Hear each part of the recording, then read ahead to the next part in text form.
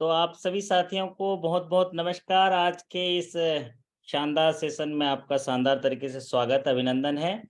आशा करता हूं कि आप सभी ज़बरदस्त होंगे, बेहतरीन होंगे और बहुत ही शानदार तरीके से अपने आने वाले प्रमोशन एग्जाम की तैयारी कर रहे होंगे और जीवन बड़ा अद्भुत है, उसका आनंद भी ले रहे होंगे। अभी आपने गाना सुना, वाह! नमस्कार कर रहे हैं फौजी प्रदीप जी, बहुत बढ़िया। लोकेश जी, बड़ा बहुत प्यारे-प्यारे गुलाब भेज रहे हैं। सभी साथी नमस्कार कर रहे हैं एक-दूसरे को, सभी को नमस्कार।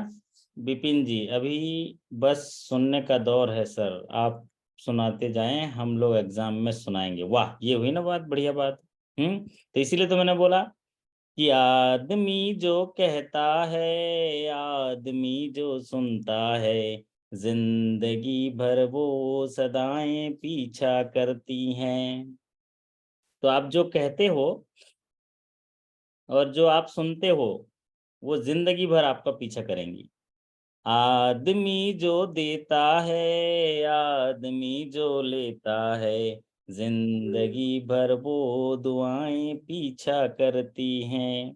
तो आप यकीन मानिए, आप किसी को कुछ कहते हो, कुछ देते हो, अगर आप डांटते भी हो ना, वो पीछा करती हैं, आपको डांट पीछा करती रहेंगी। अगर प्यार करते हैं तो भी पीछा करेंगी। तो जो भी चीज़ आप करते हो ना, ये अनिल जी बोले सही बोल रहे हैं सर, बड़ा बड़ा सही बात कर रहे हैं, है ना अनिल जी? सही बोल रहे हैं नहीं? तो आप जीवन में हमेशा खुश रहिए और शानदार तरीके से अभी जो जिस तरह से पढ़ते हैं, उसी तरह जीवन का हर एक काम करते रहिए। फौजी प्रदीप जी कर रहे हैं, आपकी आवाज़ बहुत अच्छी है। मेरी आवाज़ इसलिए अच्छी है क्योंकि आप लोग सब प्यार करते हैं। आप लोग सब मीठे प्यार से मुझे नहला देते हैं, मेरे लिए दुआएँ करते हैं, इसलिए मेरी आवाज़ बहुत अच्छी है। उसका रीज़न भी आप सभी हो। कभी-कभी मन धूप के कारण तरसता है। ये अनिल जी बोल रहे हैं, ये भी आएगा? आएगा, आएगा, ये भी आएगा। कभी-कभी मन धूप के कारण तरसता है, कभी-कभी फिर झूम के सावन बरसता है। पलक झपके यहाँ मौसम बदल जाए, प्यास कभी मिटती नहीं, एक बूंद भी मिलती नहीं, और कभी रिमझिम घटाएं पीछा करती हैं। आदमी जो वाह! कहता है, आदमी जो सुनता है, जिंदगी भर वो सदाएं पीछा करती हैं। तो आप जानते हैं ना, बैंक में कितना भी काम कर लो, कभी प्यास नहीं बुझेगी। कभी-कभी तो मन धूप के कारण तरसता है, और कभी-कभी झूम के कस्टमर आते हैं, झूम के बरसते हैं और पलक झपकते ही मौसम बदल जाता है बैंक में। इसलिए हमें ना हमेशा तैयार रहते हैं, जितना भी काम करो कम रहता है। तो यूँ गाना गा के, यूँ हँसते-बोलते, पढ़ के बेहतरीन तरीके से आप लोग के साथ निभाते-निभाते हम ज़िंदगी शानदार लाजवाब तरीके से गुज़ार लेते हैं, क्योंकि इससे ही दिल को करार मिलता है, वरना इस जीवन में कहाँ प्यार मिलता है। अजीब इम्तिहानों का दौर है ज़िंदगी, एक ज़ख्म भरता नहीं कि दूसरा तैयार मिलता है। तो यकीन मानो, आप हमेशा तैयार रहिए, ज़ख्म मिलेगा आगे। थोड़ा बड़ा ज़ख्म हो सकता है, थोड़ा दूसरा होगा, लेकिन ज़रूर मिलेगा।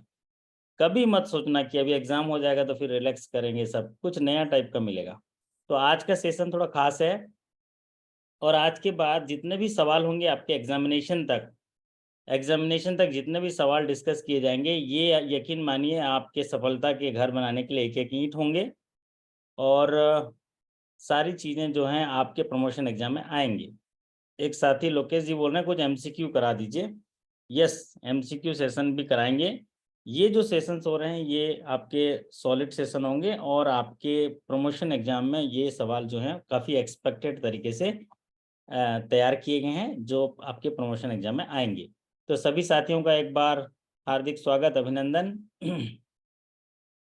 और जब तक एग्ज़ामिनेशन ना हो, कम से कम 12 बजे तक आप लोग सब पढ़ते रहिए, क्योंकि समय हमारे पास यही होता है रात का। अदरवाइज़ आप लोग 9 बजे आए होंगे, मैं अभी 10 बजे बैंक से आया, तो थोड़ा लेट हो गया आपसे जुड़ने के लिए। तो कई साथी जो हैं जल्दी आ जाते हैं, तो उनके लिए मैं 7:30 बजे का सेशंस जो है लगा देते हैं। और सर्कुलर से भी सवाल बन रहे हैं, टॉप 100 सवाल, अरे शंकर जी 100 सवाल क्या करिएगा? 100 सवाल, कुछ सेलेक्टेड क्वेश्चंस दूंगा मैं, वही क्वेश्चंस आएंगे और ये डिस्कस करेंगे। तो चलिए आज का सफ़र शुरू करते हैं। ये सफ़र आपके सफलता के लिए बहुत इम्पोर्टेंट होंगे, जो पूरे सेशंस में जो आप डिस्कस करेंगे, तो आपका जो डाउट्स भी क्लियर होंगे। साथ ही साथ आप ध्यानपूर्वक सुनते रहिए, बस ज़्यादा स्ट्रेस देना नहीं है, बस चीज़ों को सुनते रहिए। एग्जामिनेशन में आपके पास एक और बुद्धि होता है, जो सबकॉन्शियस माइंड बोलते हैं, वो सबकॉन्शियस माइंड आपके लिए काम करता है। हम अकेले नहीं हैं, हमारे पास बहुत सारी बाहुबल है। हम सोते रहते हैं लेकिन कोई और काम करते रहता है, हम चलते रहते हैं कोई और काम करते रहता है। तो क्यों ना उस शक्ति का उपयोग हम प्रमोशन एग्जाम के लिए करें। तो सभी साथी, अंकित जी बोल रहे हैं स्केल 2 to 3 के लिए कुछ स्पेशल क्वेश्चन दीजिए। जितने भी इंटरनल सेशन हो रहे हैं, आपके इंटरनल सेशन हुए हैं, वो स्केल 2 to 3 हैं। और जो जनरल बैंकिंग के भी कुछ क्वेश्चन जो डिस्कस कर रहे हैं हम लोग, वो भी आपके स्केल 2 to 3 के लिए हैं। बट मैं सेपरेट 2 सेशन लाऊंगा हायर स्केल के लिए, जिनमें 50-50 क्वेश्चन डिस्कस किए जाएंगे। बाकी जो नॉर्मल क्वेश्चन डिस्कस हो रहे हैं और टॉपिक डिस्कस हो रहे हैं, वो आपके लिए इम्पोर्टेंट रहेंगे। तो चलिए आज के सेशन का पहला क्वेश्चन लेंगे। सेशन इस तरह से होगा, सवाल मैं पढ़ूंगा, किसी एक साथी का नाम लूंगा, वो साथी जवाब देंगे, और अगर उस साथी को जवाब नहीं पता है तो पास का इस्तेमाल करेंगे, किसी दूसरे साथी को देंगे। इस ऐसे करते करते हम लोग खेल खेल में जो है सवालों पर डिस्कस करेंगे। तो पहला सवाल आपकी स्क्रीन पर ये सवाल है, और सवाल को जो है हमारे एक साथी को पढ़ने के लिए बोलता हूं मैं। आकांक्षा जी, शुरुआत आपसे करते हैं। आपका नाम भी ए से शुरू होता है और आपका नाम भी अच्छा है, आकांक्षा। सभी की आकांक्षा है कि वो उनको सफलता मिले, तो हमारी भी आकांक्षा है, सवाल को आप पढ़ें। Thank you, sir. As you are aware that it has been decided to withdraw rupees 2000 denomination banknotes from circulation in pursuance of the clean note policy of the bank. In the view of the above, the 2000 rupees banknotes are categorized as okay, इसको पढ़िए, option पढ़ दीजिए। unsorted notes, reissuable notes, soiled and mutilated notes, illegal notes. Okay, थोड़ा हिंदी में समझा दीजिए, हमारे साथी ज्यादा हिंदी भाषी हैं। क्या समझ पाए सवाल जैसा से कि आप? सभी को पता है कि 2000 रुपए के डिनोमिनेशन की नोट को सर्कुलेशन से क्लीन आरबीआई की क्लीन नोट पॉलिसी के बिहाफ पे हटा लिया गया है। तो ये अब ये 2000 रुपए की नोट को किस कैटेगरी में डाला जाएगा? ओके, तो आकांक्षा जी ये पहला सवाल आपने पढ़ा और इसका उत्तर भी आप दीजिए, फिर हम दूसरे साथी के पास जाएंगे। सर या तो ए होगा या डी होगा, ओके, मुझे बहुत क्लियर नहीं है। अच्छा, इलीगल नोट होगा। ओके, डी होगा बोल रहे हैं काफी साथी जो हैं, तो मैक्सिमम साथियों का जो है डी होगा बोल रहे हैं, या अनसॉर्टेड नोट होगा बोल रहे हैं। डी ज़्यादा आ रहा है ना। यही चीज़ मैं थोड़ा आपको क्लियर कर देता हूँ। ये ताज़ा मतलब जो आरबीआई के गाइडलाइंस हैं, तो आरबीआई ने सभी बैंकों के जो भी चेस्ट हैं या ब्रांचेस हैं, उनके बैंकों के हेड हैं, उनको उन्होंने डी 100% वाले भी हैं भाई। पवन मिश्रा जी, अरे पवन मिश्रा जी द्रुत गति से आते हैं। आपका तो नाम ही काफ़ी है ना पवन। तो यहाँ पर क्या है कि जैसा कि हमारे आकांक्षा जी ने सवाल को पढ़ा, तो ये इस सवाल में बहुत सारे चीज़ें हैं। यहाँ पर देखिए, विड्रॉ हुआ है 2000 का नोट, और ये विड्रॉ हुआ है क्लीन नोट पॉलिसी। और क्लीन नोट पॉलिसी के बहुत सारे सेशंस हमने पढ़े हैं। क्लीन नोट पॉलिसी में आपने देखा होगा, वहाँ पर क्लीन नोट पॉलिसी बोलता है स्वच्छ नोट ही पब्लिक को देना है। सॉइल नोट आपके पास आया तो रख लेना है, म्यूटिलेटेड नोट आया तो रख लेना है। तो यहाँ पर आरबीआई ने ये बात कही है, जो 2000 का नोट हमने अभी री इशू करने के लिए मना किया है, उसको सॉइल्ड और म्यूटिलेटेड नोट्स के कैटेगरी में रख दीजिए। तो ये सर्कुलर जो है अभी लेटेस्ट आया है, और उनने इनको क्लेरिफाई किया है। पहले के सर्कुलर में उन्होंने अनफिट नोट किया था, तो जिसमें ऑब्जेक्शन आ रहा था, तो उन्होंने इसको क्लेरिफाई किया कि जो 2000 रुपये के नोट हैं, वो सभी बैंकों को निर्देश दिया कि as per clean note policy इसको जो है सर्कुलेशन से बाहर रखा गया है। जब सर्कुलेशन से बाहर रखा गया है, भले ही ये लीगल टेंडर हैं, अभी स्वीकार किए जाएंगे, लेकिन जब बैंक के पास ये नोट आ जाए तो बैंक इसको जारी नहीं करेगा पब्लिक में, ये बात कही गई। तो यहाँ पर क्या है कि आपको सॉइल्ड और म्यूटिलेटेड नोट में रखा गया है कैटेगरी में, और बैंकों को निर्देश दिए गए हैं इनको सॉइल्ड म्यूटिलेटेड नोट में सेग्रीगेट कर लीजिए, सॉर्टिंग करके रखिए और आरबीआई में आप रेमिट कर दीजिए, ये बात कही गई है।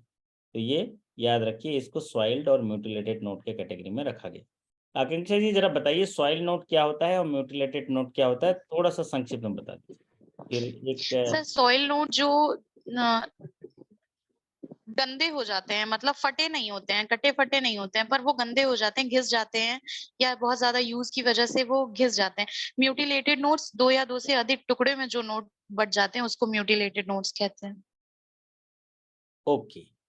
और ये क्या होता है, सॉइल नोट चलन में गंदे हो गए या 2 टुकड़े में भी हैं और कोई पार्ट मिसिंग नहीं है तो उसको सॉइल नोट कहते हैं। और म्यूटिलेटेड नोट, अगर कोई नोट 2 से ज़्यादा टुकड़ों में अगर कट गया है, उसका कोई पार्ट मिसिंग है, तो उनको म्यूटिलेटेड नोट कहते हैं। सॉइल नोट एक्सचेंज किए जाते हैं 100% वैल्यू के साथ, म्यूटिलेटेड नोट एक्सचेंज किए जाते हैं, कुछ रूल्स और रेगुलेशंस है। नोट रिफंडिंग रूल्स 2009 में आरबीआई ने जारी किया था, उसका पालन करते हुए 50 रुपए तक के डिनोमिनेशन है तो उनका अलग एजुकेशन है, 50 रुपए से ऊपर है तो उनका अलग एजुकेशन है। अगर एक मेजर पोर्शन जो होता है, अगर मोटा मोटी देखेंगे तो 50% से ऊपर होगा तो उनको वैल्यू मिलता है उस पार्ट का, म्यूटिलेटेड नोट का।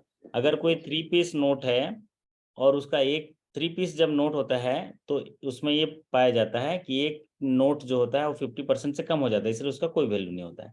एक आध दिन जब आप प्रमोट हो जाएंगे तो उस नोट का मैं वर्कशॉप टाइप का आपको बता दूंगा, ताकि आप भी ग्राहकों के अगर कोई नोट आते हैं तो आप सटाक से निर्णय ले पाएंगे और या करेंसी चेक भेज पाएंगे या आरबीआई भेज पाएंगे या उसका एजुकेशन आप कर पाएंगे। ये जानना बहुत जरूरी है एज ए बैंकर। चलिए पहला सवाल, बढ़िया बात है। इसमें एक और एडिशनल न्यूज़ ये है कि 23 मई से ये एक्सचेंज शुरू हुआ। एक्सचेंज के लिए जो है 20,000 तक एक्सचेंज कर सकते हैं और ये जो नोट हैं ये 30 सितंबर 2023 तक ही एक्सचेंज किए जा सकते हैं।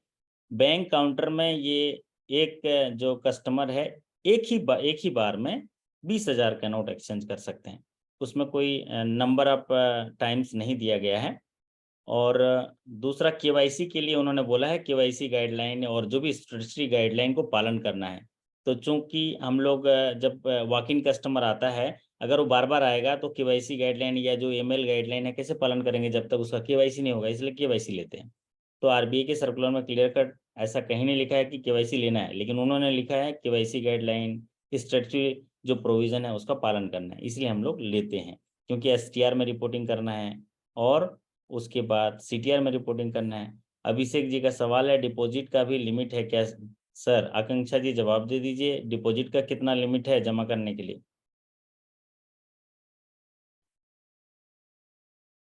हाँ जी, कोई आकांक्षा जी बताइए, ये सवाल आपका है, आपके लिए पूछा गया। कोई लिमिट है? अच्छा, डिपॉजिट के लिए सर हाँ कोई बताइए। लिमिट नहीं है। कोई लिमिट नहीं है ना? कितना भी जमा कर ले, और जमा कितना कर सकता है, उसकी हैसियत जितनी है, उसकी इनकम है, उनकी प्रोफाइल है, उसका जो बिजनेस है उतना जमा करेगा, नहीं तो उसकी जवाबदेही बनेगी, है ना। चलिए अब बढ़ते हैं अगले सवाल की ओर। ये जो मैं सवाल डिस्कस करूंगा, अगर एक बार हम सवाल पे डिस्कस कर लेंगे तो कभी भी जिंदगी में वो सवाल आए भूल नहीं पाएंगे, इसीलिए थोड़ा सा हम लोग डिस्कस करते हुए चलेंगे। दूसरा सवाल पढ़ेंगे पवन मिश्रा जी। आइए पवन जी, स्वागत है आपका, पवन की गति से आइए, सवाल पढ़िए सर जी। वो 100 days पहले 100 वाले page क्वेश्चन campaign में launched by RBI. एक The एक मिनट campaign Pawan ji, period is एक मिनट पवन जी, ये हमारे साथी कुछ पूछ रहे हैं। आकांक्षा जी बताइए। सर ये जो पहले वाले क्वेश्चन में अनसॉर्टेड नोट्स हैं, ये मुझे बता दीजिए, मतलब सभी को बता दीजिए सर। अनसॉर्टेड नोट क्या अनसॉर्टेड। होते हैं? आरबीआई बोलता है जब भी बैंक के पास नोट आए, तो बैंक के पास जो भी नोट आता है उसको आज ट्रांजेक्शन हुआ और उसके 2 दिन के अंदर सॉर्टिंग हो जाना चाहिए।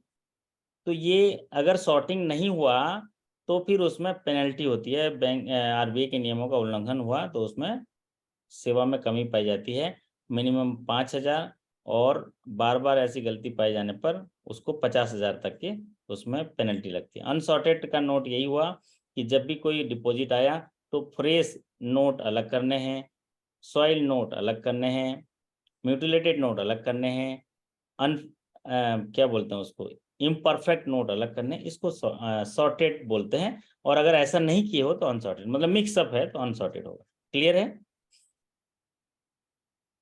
चलिए, यस सर, क्लियर है। बहुत बढ़िया।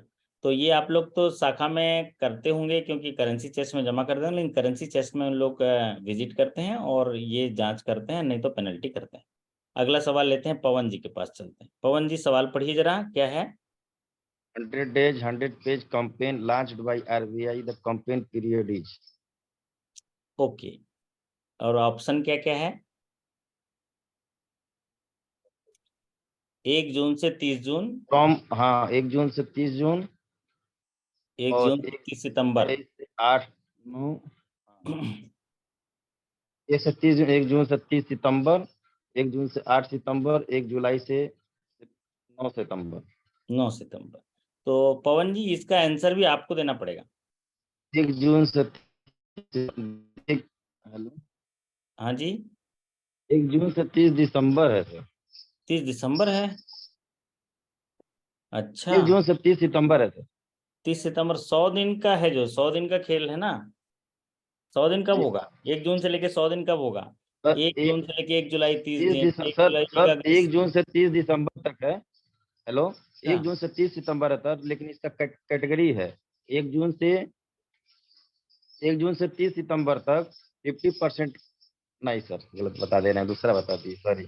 ये 100 दिन ये के आप अंदर सर लोकर का इसको बता रहे हैं। लॉकर मॉड्यूल का बता रहे हैं जी सर आप। सर, इसका है कि 100 दिन के अंदर जो है प्रत्येक जिले में हर बैंक अपने थोड़ा जो सा है जो बोलने डीफ दीजिए, वो भी अकाउंट है चुने हुए सांसद है हमारे, फिर जो हम डीफ उनको। अकाउंट है उसको सक्रिय कराएंगे।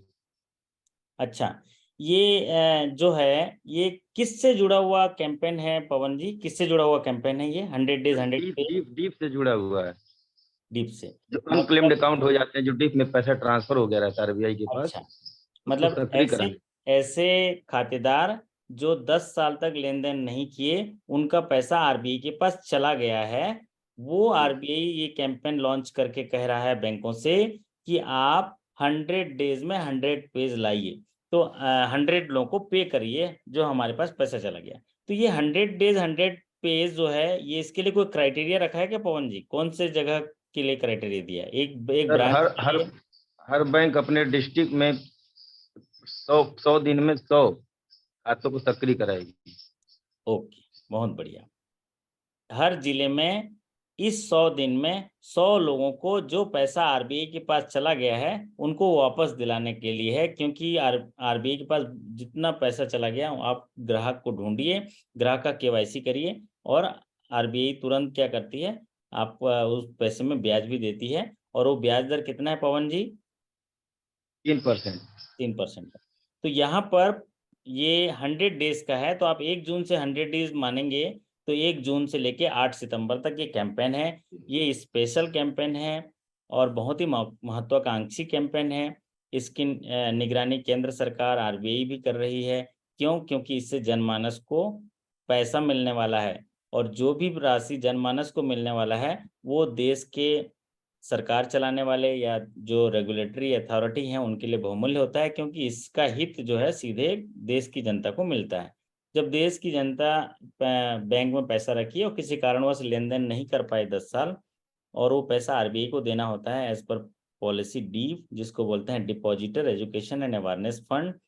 तो अभी आरबीआई ने कैंपेन चलाया है 100 दिन में 100 पेज, ये सभी जिलों में, प्रत्येक जिले में 100 दिन में 100 लोगों को आरबीआई के पास जो पैसा चला गया है वो पैसा आप उनको रिटर्न करिए। कैसे? बैंकों को कहा गया है, एक पहल करेंगे, उनकी लिस्ट प्रोवाइड की जाएगी आपके हेड ऑफिस से, आप ग्राहकों से संपर्क करिए, ग्राहक अगर जिंदा है तो उसका केवाईसी कर दीजिए, केवाईसी करके ड्यू डिलीजेंस हो जाता है, उनसे एप्लीकेशन लीजिए, एक ट्रांजैक्शन कराइए, अनक्लेम्ड से वो ऑपरेटिव हो जाएगा, और फिर उसके बाद बैंक को कहता है कि आप अपना नॉमिनल डेबिट करके पैसा दे दीजिए, क्योंकि ये पैसा श्योर है, पैसा आरबीआई आपको दे देती है।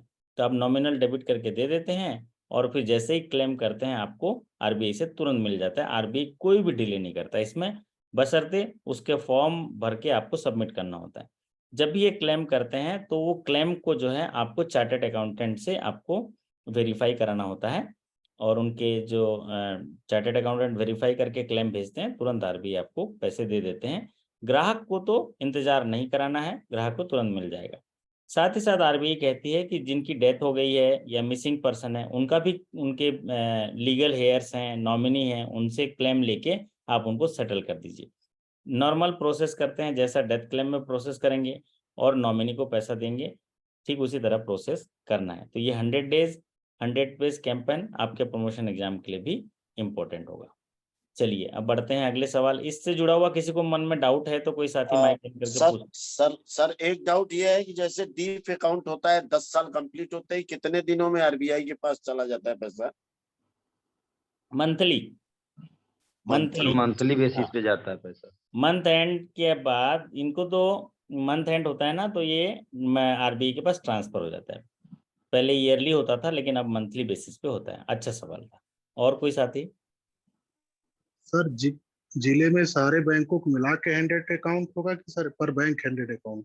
देखिए और बैंक पर जिला है। गाइडलाइन में कहीं क्लियर नहीं दिया है, लेकिन अभी बैंकों को इन्होंने जब गाइडलाइन दिया तो बैंक ने अपनी शाखा जिस जिले में है वहां पर उनको 100 का टारगेट दे दिया है। लेकिन अगर नॉर्मली सर्कुलर को पढ़ा जाए तो उस जिले में जितने भी बैंक हैं वो सब मिला के 100 डे में 100 पे कर देते हैं तो उनका टारगेट पूरा हो जाएगा जो कैंपेन वो चला रहे हैं। लेकिन इस कैंपेन, ये तो रेगुलर बेसिस पे बैंकों का दायित्व भी है कि जो पैसा आरबीआई के पास चला गया उसके ग्राहक का उस पैसे को वापस दिलाने की जिम्मेदारी बैंक की है। तो नॉर्मल रूटीन में भी आप करते हैं, बस ये है कि कैंपेन तौर पे करेंगे। इसीलिए बैंकों ने इस कैंपेन के लिए बोला है कि एक ही बैंक जहां पर आपका बैंक है प्रति जिले में 100 कर लीजिए। टॉप 100 वाले को फॉलोअप करिए और उनको कर दीजिए। एज सच यहाँ पर गाइडलाइन क्लियरिटी नहीं दिया है कि प्रत्येक बैंक के लिए है कि सभी बैंक के लिए। और गाइडलाइन तो ऐसे दिया है कि एक जिले में 100 दिन में 100 लोगों को डीप का पैसा भुगतान होना चाहिए। वहाँ प्रति बैंक करके कहीं नहीं लिखा है, तो जहाँ नहीं लिखा है वहाँ उसी तरह से ही आप पढ़िएगा उसको। लेकिन बैंक है हमारा, तो हम लोग इस तरह का बिजनेस करते हैं जिससे ग्राहकों को फायदा हो, तो नॉर्मली हमको जो है ये टारगेट दिया गया है। चलिए और कोई डाउट हो तो अगला सवाल, नहीं तो हम लोग आगे बढ़ते हैं। सवाल नंबर 3 आपके स्क्रीन पर है 3 सवाल, और सवाल पढ़ेंगे हमारे अभिषेक कुमार जी। स्वागत है आपका। अभिषेक कुमार जी हैं, उनका बहुत ए से शुरू होता है ना? अभिषेक जी सर। सवाल पढ़िए। अभिषेक जी कैसे हैं आप, पहले बताइए। बहुत अच्छे हैं सर। ये हुई ना बात, ये मजा आ गया भाई जब ऐसा बोलते हैं ना, बहुत अच्छा हूँ, शानदार हूँ, जबरदस्त हूँ। ऐसा बोलने की आदत बना डालो साथियों। अगर ऐसा आदत बन गया ना, आपका सबकॉन्शियस माइंड आपको शानदार बना देता है। भले ही कितनी भी तकलीफें हो, तकलीफों से बाहर निकाल कर, जैसे कीचड़ में से गुलाब खिल जाता है ना, ठीक उसी तरह से खिल जाएगा। अभिषेक जी स्वागत है, सवाल पढ़िए। The currency chest cell invariably report all transaction through dash portal on the same day by 7 PM। अच्छा, थोड़ा क्या हिंदी में समझ पाया? क्योंकि सवाल आपको एग्जाम के दिन आप ही को समझना पड़ेगा। क्या है वो, क्या है सवाल, क्या समझ पाए आप? सर एक्सप्लेन नहीं कर पा रहे हैं सर। एक्सप्लेन नहीं कर पा रहे हैं? अच्छा, तो इसमें पूछ रहे सवाल कि करेंसी चेस्ट में जितने भी ऑपरेशन होते हैं, ट्रांजैक्शंस होते हैं, उनकी डेली रिपोर्टिंग करनी होती है, वो भी सेम डे 7 बजे से पहले। वो कौन से पोर्टल पे की जाती है, ये सवाल पूछा गया है। जरा चैट बॉक्स में हमारे साथियों को देखते हैं क्या क्या आंसर लिखे हैं। चैट बॉक्स में ई कुबेर लिख रहे हैं, बहुत बढ़िया। ई कुबेर सभी साथी कुबेर लिख रहे हैं। अर्चित जी लिख रहे हैं CYMCC, वाह। तो ये जो है दीपक जी बोल रहे हैं नहीं पता है, चलो बहुत बढ़िया। तो करेंसी चेस्ट में के लिए गाइडलाइन जो है क्लियरिटी किया है। पहले ये जो रिपोर्टिंग है 6 बजे का रखा था, लेकिन आरबीआई ने मास्टर सर्कुलर जारी किया 2023 में, है ना? 2023 3 अप्रैल 2023 को गाइडलाइन जारी किया, और उन्होंने कहा कि करेंसी चेस्ट में जो भी ट्रांजैक्शन है वो 7 PM तक होने चाहिए, और इसकी रिपोर्टिंग होगी CYMCC पोर्टल। ये ई कुबेर का ही पार्ट है, लेकिन CYMCC पोर्टल। CY मतलब क्या? करेंसी। M का मतलब होता है मैनेजमेंट। C का मतलब है करेंसी चेस्ट, है ना? तो ये पोर्टल है, इसको ई कुबेर का ही पार्ट है। तो इसको आपको याद रखना है 7 बजे तक। साथ ही कुछ और गाइडलाइन उन्होंने जारी किया ये अप्रैल में ही। सबसे पहला तो ये सारे ट्रांजैक्शन की आप सेम डे रिपोर्ट करेंगे 7 बजे। दूसरा एक रिलैक्सेशन यहाँ पर ये दिया है, अगर स्ट्राइक है बैंक में अगर स्ट्राइक है तो वहां पर रिलैक्सेशन दिया है, आप अगर रिपोर्टिंग नहीं भी करोगे तो रिलैक्स कर देगा। अगर आपने डिले रिपोर्टिंग किया या रॉन्ग रिपोर्टिंग किया तो पेनल्टी है। अगर रॉन्ग रिपोर्टिंग कर दिया, डिले रिपोर्टिंग कर दिया, तब वहां पर वो जो है पेनल्टी दे देता है। और वो पेनल्टी कितना है मिनिमम, कोई साथी बताएंगे जो करेंसी चेस्ट में काम करते हैं, मिनिमम पेनल्टी कितना है रिपोर्टिंग लेट डिले रिपोर्टिंग का या रॉन्ग रिपोर्टिंग का? अभिषेक जी कुछ अंदाजा है? अभिषेक जी आप ही का सवाल है ये, थोड़ा अंदाजा तुक्का मारेंगे तो कैसे होगा? नो आइडिया सर, मेरे यहाँ करेंसी चेस्ट है ही नहीं सर, इसमें कोई बात इसलिए नहीं, चलते 5,000। 5,000 है। पवन जी? Thanks sir. हाँ?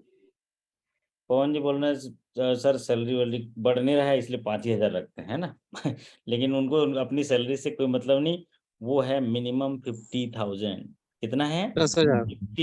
50,000 मिनिमम 50,000। वो 5,000 तो वो सर्विसेज में कमी वाला है। यहाँ करेंसी चेस्ट की बात है, आपने रॉन्ग रिपोर्टिंग किया, डिलो रिपोर्टिंग किया, सीधा मिनिमम जो पेनल्टी है उसकी 50,000 है। कितना है? 50,000। 50,000। तो ये, और उसके बाद भी पेनल इंटरेस्ट भी लेता है, ठीक है। और 50,000 इमीडिएट ले लेता है वो डेबिट करके। अगर मान लीजिए आपने सॉइल नोट रेमिटेंस में रॉन्गली रिपोर्ट कर दिया, a penalty of ₹50,000 shall be levied. तुरंत 50,000 की जो है वो रिपोर्टिंग ले लेगा। ये करेंसी चेस्ट की बात हो रही है ना। तो कोई भी मतलब इसमें, और दूसरा जो मैं बोल रहा हूँ पेनल इंटरेस्ट जो लेगा, पेनल इंटरेस्ट लेगा बैंक रेट +2। तो आप लोग कागज कलम में रखे हैं तो लिख लीजिए, पेनल इंटरेस्ट लेगा बैंक रेट +2। एक फ्लैट पेनल्टी लेगा 50,000। और जरा हमारे होनहार साथी पवन जी बता दीजिए, आरबीआई जब पेनल्टी लेता है तो उसको कौन पे करता है? बैंक पे करेगा कि ब्रांच मैनेजर पे करेगा कि बैंक कैशियर पे पे करेगा। करेगा कि कौन पे करेगा? बताइए जरा। बैंक पे करेगा। हाँ जी, बैंक पे करेगा। जिस स्टाफ की गलती रहेगी वो करेगा। हाँ ये हुई, ये सही बात कही इनने। जो रनिंग ऑफिसर है, जो जिसने गलती करी वो भरेगा, बैंक पे नहीं करती, ठीक है। तो ये बात कही, इसमें अपील का अथॉरिटी है, अपील कर सकते हैं, लेकिन ज़्यादातर समय अपील नहीं सुनी जाती, खारिज कर दिया जाता है। अगर 10 बार अपील किए तो 1 या 2 बार सुनी जाती है, बाकी समय आपका पेनल्टी लग जाता है। अगर वैलिड ग्राउंड पे है तो वेबर हो जाता है। मान लीजिए बाढ़ आ गई, पूरा सिस्टम खराब हो गया, कुछ ऐसे रीजंस हैं तो फिर वो वेव हो जाता है, अदरवाइज वेव नहीं होता है। अच्छा एक बात और भी मैं आपको बताना चाहता हूँ इसमें, कि करेंसी चेस्ट में कम से कम ट्रांजैक्शन कितना होता है? अभिषेक जी बताएंगे, अभिषेक जी का सवाल था ये। अभिषेक जी, करेंसी चेस्ट में कम से कम कितना ट्रांजैक्शन करते हैं? 50,000 सर। 1,00,000। 50,000? हाँ, 1,00,000। 50,000 तो घुसने नहीं देगा भाई, है ना। 1,00,000 1 लाख है। कम 1,00,000 रुपए क्या जमा होगा या तो विड्रॉल होगा, तब वो लेन देन करेगा, है ना। अच्छा दूसरा, अगर 1,00,000 से ऊपर है तो मल्टीपल में कितना लेगा? 50,000 मल्टीपल। 5 लाख। 5 लाख? 4,000 के मल्टीपल में। 50,000। ओके, 50,000 होगा। 50,000 के मतलब 1.5 लाख ले सकता है, 2 लाख, 2.5 लाख, 3 लाख, 3.5 लाख, ऐसे करके ले सकते हैं। लेकिन मिनिमम अगर डिपॉजिट या मिनिमम अगर वो आपको जो विड्रॉल की बात आती है तो फिर क्या होगा, वो 1 लाख। तो ये भी काफी पॉपुलर सीरीज का सवाल है। और सवाल है 7 बजे रिपोर्टिंग। और ये जो पेनल्टी अभी 50,000 हो रहा है, इनका डिलेट जो डायरेक्शन है ये, तो कि ताज़ा उन्होंने दिया हुआ है इसलिए इसको द मिनिमम अमाउंट ऑफ जो फ्लैट पेनल्टी वो है 50,000 दिया है वहाँ पर। और जो मिनिमम अमाउंट डिपॉजिट करना है आरबीआई में वो है 1,00,000, मल्टीपल में करना है तो 50,000। करेंसी चेस्ट में जो भी ट्रांजेक्शन की रिपोर्टिंग है 7 बजे करनी है, और डिले रिपोर्टिंग होता है तो एक फ्लैट पेनल्टी लगेगा 50,000 और पेनल इंटरेस्ट लगेगा बैंक रेट +2%। चलिए अब बढ़ते हैं अगले सवाल की ओर। अगला सवाल आपके स्क्रीन पर है और सवाल पढ़ेंगे हमारे अमृतांशु जी। सवाल पढ़िए अमृतांशु जी, मेरी आवाज़ आप तक पहुंच रही है? Good evening sir. Very good evening. कैसे हैं अमृतांशु जी? मजा आ रहा है पढ़ने में? मजा आता है? जी सर, बहुत अच्छा लग रहा है। चलो बढ़िया है। क्या है, जैसे हम लोग ना बात करते करते रात भर भी जग जाते हैं, और ये जो है अच्छे कास्ट के लिए जगते हैं, पॉजिटिव के साथ जगते हैं, तो ये हमारे जीवन में बहुत सारे फायदा देता है और मेमोरी में छप जाता है। यस जी। प्लीज, सवाल Bank पढ़िए। will settle the claim in respect of deceased depositors and release payment to survivor nominee in case of account with survivor या nominee with a period not exceeding days from the date of receipt of the claim document. Sir जब disease amount के लिए जब nominee claim करते हैं तो उसको 15 दिन के अंदर में सेटल करना होता है। बहुत बढ़िया, बहुत बढ़िया। तो ये कौन सा 15 दिन होगा, कहाँ, कब से जिस गिनेंगे? डेट को सर फाइन मिल जाएगा आवेदन, जिस डेट को आवेदन मिल जाएगा उस डेट से आवेदन 15 मिल दिन के जाएगा? अंदर। नहीं, कुछ सारे डॉक्यूमेंट्स मिल जाने के बाद। सारे प्रोसीजर फॉलो हो गए रहेंगे उसके बाद तब 15 दिन। अरे वाह, सारे ये तो document submit all required document submit हो जाने के बाद, रिक्वायर्ड डॉक्यूमेंट। अब आप बताइए इसमें रिक्वायर्ड डॉक्यूमेंट क्या क्या है नॉमिनी के केस में? डेथ सर्टिफिकेट होना चाहिए सर, और सर एक एफिडेविट होना चाहिए उसका, और नॉमिनी का अगर 10,000 से ऊपर का अमाउंट है तो नॉमिनी का अकाउंट होना चाहिए बैंक में, और सर उसका आईडी प्रूफ लेते हैं और हो जाएगा सर। और जो डेथ पार्टी है उसका पासबुक लेंगे सर। 5 चीजें होती हैं, 5 डॉक्यूमेंट। पहला तो है क्लेम एप्लीकेशन होता है, ठीक है, क्लेम एप्लीकेशन। दूसरा डेथ सर्टिफिकेट। तीसरा जो है एफिडेविट या इंडिमनिटी बॉन्ड जो बोल रहे हैं वो लेते हैं, लेकिन नॉमिनी के केस में वो भी नहीं लगता है, विदाउट नॉमिनी केस में लगता है। और चौथी चीज उनका ड्यू डिलिजेंस होता है, केवाईसी, जो नॉमिनी का ड्यू डिलिजेंस है ना। और 5वीं चीज होती है उनका डिस्चार्ज, मतलब डिस्चार्ज वाला होते हैं जिसमें या पैसा मिल गया है तो उसका रिसिप्ट लेते हैं। तो ये सिंपल सी चीज है। नॉमिनी है तो आप कर देते हैं, नॉमिनी अगर है और कोर्ट ऑर्डर नहीं है तो नॉमिनी को पेमेंट करेंगे, लेकिन अगर कोर्ट ऑर्डर आ गया तो कोर्ट ऑर्डर के हिसाब से पेमेंट होगा। कोर्ट ऑर्डर सुपरसीड कर जाता है। कहीं भी बैंक में हम जब आते हैं तो कोर्ट ऑर्डर आ जाता है, उसके बाद हम उसका पालन करते हैं। अदरवाइज कोई भी बोलते रहे, उस खातेदार ने जैसा बोला है वैसा होता रहेगा। यहाँ पर एक सवाल और है, अमृतांशु जी बताइए। यहाँ तो आपने बोला कि डॉक्यूमेंट मिलने के 15 दिनों के अंदर हम पेमेंट करना है। अगर मान लीजिए नॉमिनी नहीं है तो उसके लिए कितना दिन चाहिए? 30 डेज। ऐसे केस में सर 30 डेज होता है। हाँ 30 डेज, या पॉलिसी में 1 मंथ बताया गया है, 1 मंथ बोला गया है, ठीक है। तो बैंक जो है सेटल करेगी अगर नॉमिनी है तो 15 दिनों में। वैसे सबसे ज़्यादा पॉपुलर सीरीज का जो सवाल बोलता है ये 15 दिनों का, लेकिन जहाँ पर नॉमिनी नहीं है तो वहाँ पर वो 30 डेज या 1 मंथ, दोनों में से जो भी आएगा आप टिक लगा दीजिएगा। तो उसमें सेटल करना है। ये 2 चीज़ें डेथ क्लेम में आप इम्पोर्टेंट हैं आपके प्रमोशन एग्जाम के दृष्टिकोण से। चलिए बहुत बढ़िया अमृतांशु जी। अगला सवाल हम यहाँ पर अगला सवाल यहाँ पे लिए हैं। अगला सवाल हमारे यहाँ पढ़ेंगे अनिल जी। अनिल जी पढ़िए जरा। वाह, यही ना बात। अनिल जी का माइक ऑन हो गया, और एक कोई Each भाई। depositor in a bank, हाँ अनिल जी बोलिए बोलिए। each depositor in a bank up to dash by deposit insurance and credit guarantee corporation. Each depositor जो होते हैं सर बैंक के, उनको इंश्योरेंस क्रेडिट गारंटी के हिसाब से कितना रुपया मिलता है सर? 5 लाख। ओके, तो ये क्या है थोड़ा बताइए जरा, इसमें क्या कौन सी स्कीम है ये?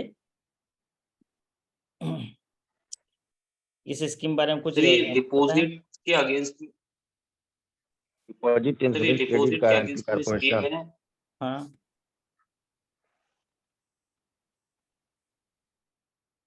बताइए बताइए, ये कौन सी स्कीम है ये? डिपॉजिट DIC जैसी स्कीम? सर ये डिपॉजिट के अगेंस्ट में स्कीम है। सेविंग अकाउंट में अगर मतलब बैंक कहीं लिक्विडेट होता है या मतलब बैंक का दिवालिया निकल जाता है, कुछ भी होता है, तो उस केस में ये एक इंश्योरेंस प्रोवाइड करवाती है बैंक, जिसके थ्रू मतलब डिपॉजिटर को, ईच डिपॉजिटर को मैक्सिमम 5 लाख का कंपनसेशन मिलता है। ओके, तो इसकी शुरुआत जो है ना, ग्रामीणा बैंक और कोऑपरेटिव बैंक जब डूब जा रहे थे तब इसकी शुरुआत की गई थी। डिपॉजिट जो कवरेज किया गया था कि जो जनरल पब्लिक हैं बैंकों में भरोसा करके पैसा रखते हैं, अगर बैंक लिक्विडेट हो गया, बैंक दिवालिया हो गया तो उनका पैसा डूब जाता था। उसी को देखते हुए जो है ये deposit insurance and credit guarantee corporation की शुरुआत की गई थी और ये सभी बैंकों के लिए लागू है, चाहे कॉमर्शियल बैंक हो, रूरल बैंक हो, कोऑपरेटिव बैंक हो। और इनमें जो डिपॉजिट हैं पब्लिक डिपॉजिट ही इंक्लूड किए जाते हैं, जैसे कि सेविंग हो, करंट हो, फिक्स डिपॉजिट हो, रिकरिंग हो, ये सारे डिपॉजिट। लेकिन जो गवर्नमेंट के डिपॉजिट्स हैं, स्टेट गवर्नमेंट, सेंट्रल गवर्नमेंट या बैंकों के डिपॉजिट्स हैं या फॉरेन गवर्नमेंट के डिपॉजिट्स हैं, ये सारे जो हैं एक्सक्लूड किए जाते हैं, उनका इंश्योरेंस किया जाता है। इसका एक डिपॉजिटर के लिए 5 लाख मैक्सिमम पर बैंक पर डिपॉजिटर है। अगर उन किसी जैसे अनिल जी हैं, है ना, ये थोड़ा दाऊ टाइप का लगते हैं, इनके पास ज्यादा पैसा है, तो ये सभी बैंकों में 5-5 लाख रुपए रख देंगे तो उनका क्लेम में जो है उस सभी बैंक डूब गए तो उनका मिलेगा। दूसरा अनिल जी ये बताइए कि इसका प्रीमियम कौन पे करता है? इसके इंश्योरेंस का प्रीमियम कौन? बैंक पे करता है। हाँ, बैंक बैंक पे करता है 12 पैसा पर 100 रुपीज। ये हाफ ईयरली पे करता है। हाफ ईयरली पे करता है 12 पैसा प्रति सेकंड। ओके, बहुत बढ़िया।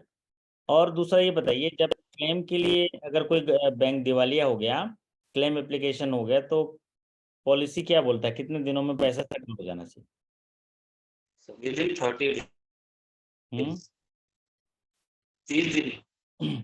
यहाँ गलत हो गया, 60 डेज होगा, 60 डेज में सेटल होना है, ठीक है? 60 डेज।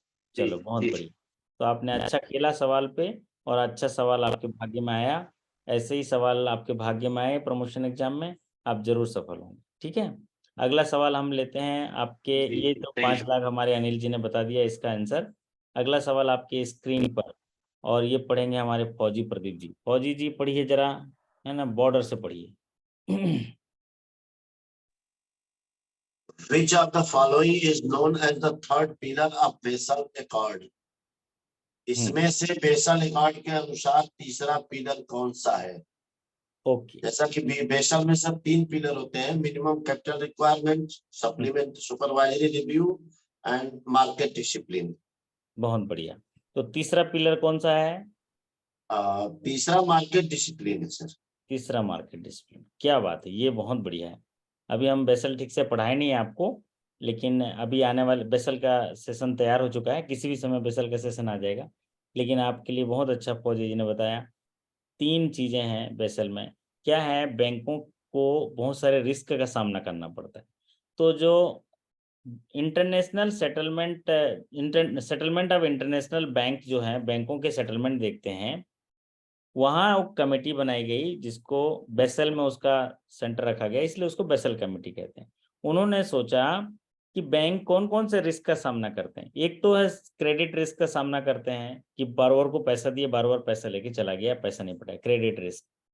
फिर दूसरा ऑपरेशनल रिस्क का सामना करते हैं। ऑपरेशनल रिस्क मतलब जैसे हम काम कर रहे हैं, हमसे गलती हो गई, पैसा गलत जगह चला गया, रामलाल का पैसा श्यामलाल को दे दिए, गलत पैसा चला, ये सारे ऑपरेशनल रिस्क हैं। सिस्टम फेल्योर हो गया, एटीएम से पैसा बरसने लग गया, है ना, कई बार ऐसा होता है ना, उसके खाते में पैसा नहीं है फिर पैसा निकल जाता है, तो ये ऑपरेशनल रिस्क है। फिर तीसरा मार्केट डिसिप्लिन, मार्केट खराब हो गया, हमको कहीं से पैसा लेना था, एसेट लायबिलिटी मिसमैनेज हो गया, वो पैसा आया नहीं, तो ये मार्केट डिसिप्लिन। ये तीनों के लिए बेसल कहती है कि पूंजी रखिए, मिनिमम कैपिटल रिक्वायरमेंट रखिए। तो इसमें तीसरा जो पिलर है वो मार्केट डिसिप्लिन।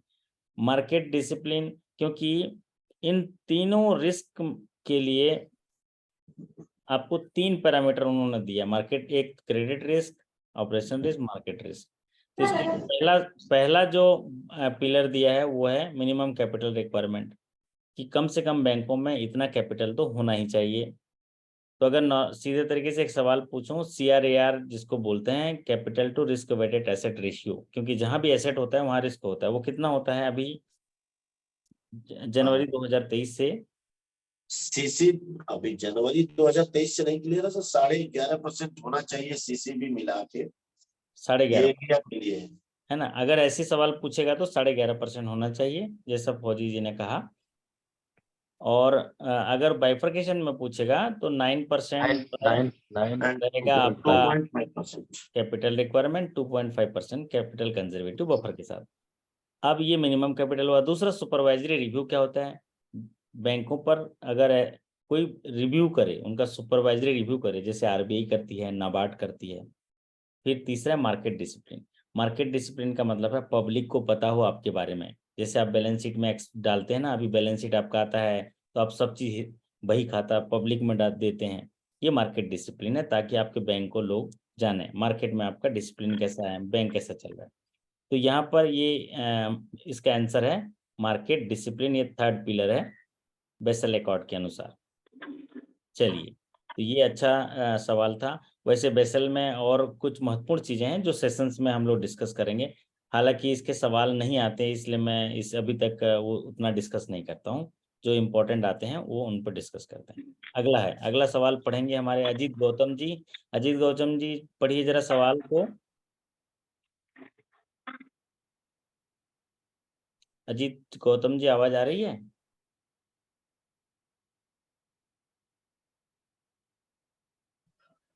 बबलू हेलो यार। सर। हाँ हाँ, आ रही। हाँ बताइए बताइए। हाँ सर, प्राण is used in APY scheme, the प्राण स्टैंड्स फॉर। अच्छा। हाँ सर, इसका फुल फॉर्म पूछा जा रहा है। हाँ, क्या होगा आपके हिसाब से, जरा पढ़ के बताइए कौन सा हाँ, उत्तर होगा इसका? Sir permanent retirement account number होगा सर मेरे हिसाब से। अच्छा, पहला वाला होगा, है ना? जी जी तो जी। क्या है प्राण, क्या है वैसे आपके हिसाब से? सर एक सर नंबर होता होगा, एक सर यूनिक कोड होता होगा जो सर रिटायरमेंट को डिफाइन करता होगा, या किसी भी सर स्कीम को क्लोज होने को डिफाइन करता होगा मेरे हिसाब से सर। अच्छा, नहीं मतलब प्राण जो है ना, एक आपका एक परिचय है। क्या जी है? जी परिचय है, जिसको जी परमानेंट रिटायरमेंट अकाउंट नंबर कहते हैं। क्या कहते जी हैं? परमानेंट रिटायरमेंट अकाउंट नंबर कहते हैं। और जी ये सर। साथियों कितने डिजिट का होता है? कोई साथी जरा टाइप करके बताएंगे कितने डिजिट का होता है प्राण नंबर? यस, बहुत बढ़िया निखिल जी। 12 डिजिट। ये 12 डिजिट का यूनिक नंबर होता है। और ये जो भी पेंशन रिलेटेड रिटायरमेंट के जो स्कीम्स होते हैं, उनके लिए ये परमानेंट रिटायरमेंट नंबर होता है। और फिर ये प्राण नंबर होने पर वो जो इन्वेस्टमेंट वगैरह किए रहते हैं नेशनल पेंशन सिस्टम में, निवेशक जो है हर महीना रिटायरमेंट के लिए जो इन्वेस्टमेंट करता है उसका रिकॉर्ड होता है, उसमें उसका रिकॉर्ड होता है। जैसे अटल पेंशन योजना भी है तो उसका रिकॉर्ड होगा। तो आइए देखते हैं इसका आंसर क्या है। ये है परमानेंट रिटायरमेंट अकाउंट नंबर। ये अटल पेंशन योजना से जुड़ा हुआ है, अभी पॉपुलर सीरीज में आ रहा है, तो परमानेंट रिटायरमेंट अकाउंट नंबर है। चलिए अब चर्चा करते हैं अगले सवाल पर। अगला सवाल आपकी स्क्रीन पर है और सवाल पढ़ेंगे हमारे साथी, नए साथी को लेते हैं। अंकित सिंह जी पढ़िए जरा। अंकित सिंह जी, मेरी आवाज आप तक पहुंच रही है? पढ़िए, मजे लीजिए। आपको सवाल वहीं एग्जामिनेशन में पढ़ना है। यहाँ तो मैं बड़े पढ़ के समझा देता हूँ, लेकिन वहां तो आपको खुद पढ़ना है। ये मान के चलिए आज एग्जामिनेशन है। अंकित जी आवाज आ रही है? अंशिका यादव जी आपको आ रही है आवाज? आप पढ़िए जरा।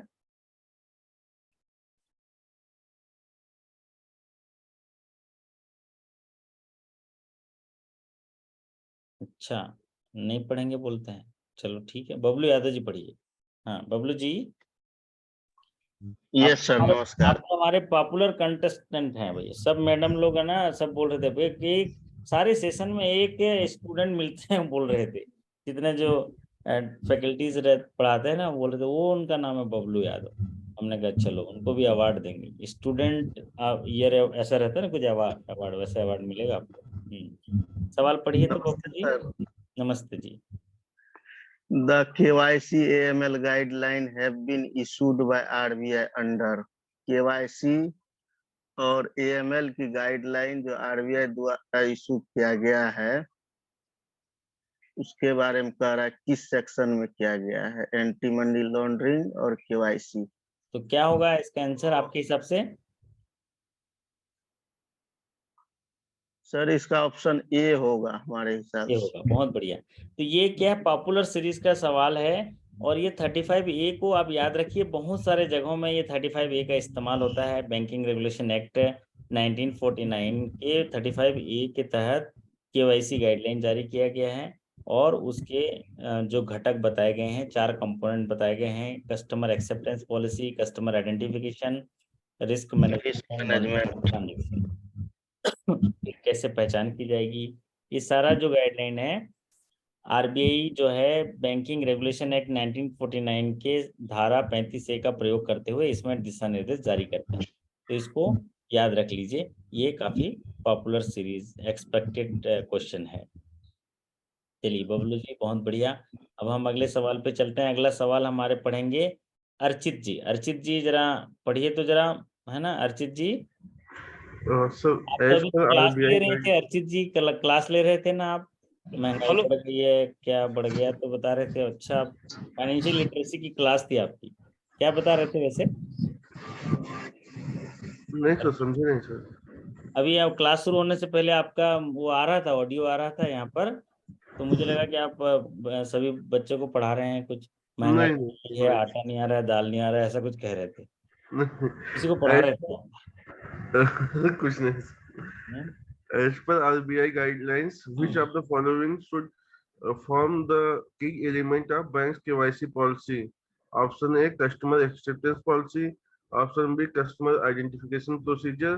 Option C, risk management and monitoring of transaction. Option D, above all. ये तो वैसे ही हो गया जैसे वो शोले पिक्चर में आया था, आपका क्या नाम है बसंती, वैसे टाइप का हो गया, क्योंकि ये सवाल अभी बता दिए थे हम लोगों ने, है ना? फिर भी आप देखे होंगे ये सवाल आपको भले ही आसान लग रहा है, लेकिन क्या करें 2 to 3 स्केल 1 से 2 में यही सवाल आ जाता है, ये चारों और ऑल ऑफ द अबव रहता है। कई जगह में यहाँ पर ये जो चौथा ऑप्शन है वहां पर रहता है NPA मैनेजमेंट, ऐसे आ जाता है, या रिकवरी ऑफ NPA अकाउंट्स ऐसे आता है। तो उसमें छांटना रहता है इनमें से कौन सा नहीं है, तो NPA रिकवरी या NPA मैनेजमेंट वाले को हटा देना। तो इसका आंसर क्या होगा Archit ji? Sir all of the above. All of the above होगा। तो ये तो बढ़िया है, आपको आसान लग रहा है ना? यस सर, आपकी क्लास करने के बाद सब आसान ही होता है। हाँ, तो बहुत सारे साथी ये बोलते हैं सर आसान लग रहा है, तो क्या ही करें अर्चित जी बताइए? ये सवाल तो आते ही है ना, आप रिकॉल क्वेश्चन देख लीजिए। अभी पिछला हमने सर्व हरियाणा ग्रामीण बैंक का डिस्कस किया, दूसरे बैंक का भी डिस्कस किया, सारे सवाल वही सवाल आते हैं। तो अभी जब ये सीरीज चल रहा है आपके एग्जामिनेशन तक, तो आप देखेंगे कि जब एग्जामिनेशन के दिन जाएंगे तो बोले वाह सर सारे सवाल वही आ गए जो हमने डिस्कस किए थे, तो वही सीरीज स्टार्ट हुआ है। चलिए अब बात करते हैं अगले सवाल पर। अगला सवाल पढ़ेंगे हमारे दूसरे कोई साथी पढ़ेंगे, और साथी पढ़ेंगे हैं राणा जी, हैं राणा जी? राणा जी माफ करना गलती मारे से हो गई। राणा जी चले गए क्या? हैं बढ़िया पढ़ते हैं जी। विपिन राणा जी हैं? नहीं है, बताइए, नींद लग गई होगी। चलिए जी तो सर। आज हैं? अरे वाह वाह, आवाज आ जी रही सर जी। विपिन जी। अच्छा, तो राणा जी है ना, आपको नाम राणा जी है ना? जी जी सर। बढ़िया। तो राणा जी आप क्या मैं अभी गाना गा रहा था, माफ करिए और सवाल पढ़िए। Door step banking is defined under section -O- act. Okay, door step banking service क्या है वैसे Rana ji? Door step banking sir 70+ senior citizen को उनके घर जाकर बैंकिंग सुविधाओं का मतलब लाभ देना है, और कैश जमा या निकासी के लिए इसमें 20,000 का की लिमिट रखी गई है सर। अच्छा, तो ये इसका जो डोर स्टेप बैंकिंग की व्याख्या है कौन से एक्ट में की गई होगी, आपको क्या लगता है? Sir section 23 of banking regulation act. Okay, बहुत बढ़िया। तो डोर स्टेप बैंकिंग सर्विस की जो व्याख्या की गई है under section 23 of banking regulation act 1949 में। तो जो डोर स्टेप बैंकिंग है जिसमें cash pickup, cash delivery, cheque pickup, cheque requisition slip, 15H form, delivery of draft, ये सारे जो कुछ सर्विसेज हैं ये आपको डोर स्टेप बैंकिंग सर्विस में मिलेंगे। Life certificate pickup, KYC document collection, delivery of term deposit, 15H form, life certificate, या आपको चेकबुक रिक्विजिशन स्लिप, ये लिमिटेड सर्विसेज जो हैं डोर स्टेप प्रोवाइड करने हैं, और ये जो डोर स्टेप की शुरुआत हुई है ये पीएसबी अलायंस के लिए कौन से एज ग्रुप के लिए की गई है राणा जी? आपने अभी बताया ना 70 साल से ऊपर वालों के लिए की गई है ना? और वैसे बैंक नॉर्मल कस्टमर के लिए भी डोर स्टेप करते हैं, वो अलग अलग पॉलिसी के हिसाब से आप देख लीजिएगा। एक और आप राणा जी, आपका कुछ डाउट था उस दिन जो agree clinic and agri business centre पे आप बात कर रहे थे। हाँ जी हाँ सर, थोड़ा एसी सा एबीसी को आपका डाउट लेकर क्या था डाउट बताइए। सर, उसमें अधिकतम अनुमत सब्सिडी के को लेकर डाउट था सर। उसमें अच्छा नाबार्ड की गाइडलाइन है कि जितना ऋण होगा उतनी सब्सिडी होगी। अच्छा, तो आपके हिसाब से क्या समझ आया? मतलब जैसे मान लीजिए किसी का 20 लाख लोन होगा तो कितना होगा सब्सिडी?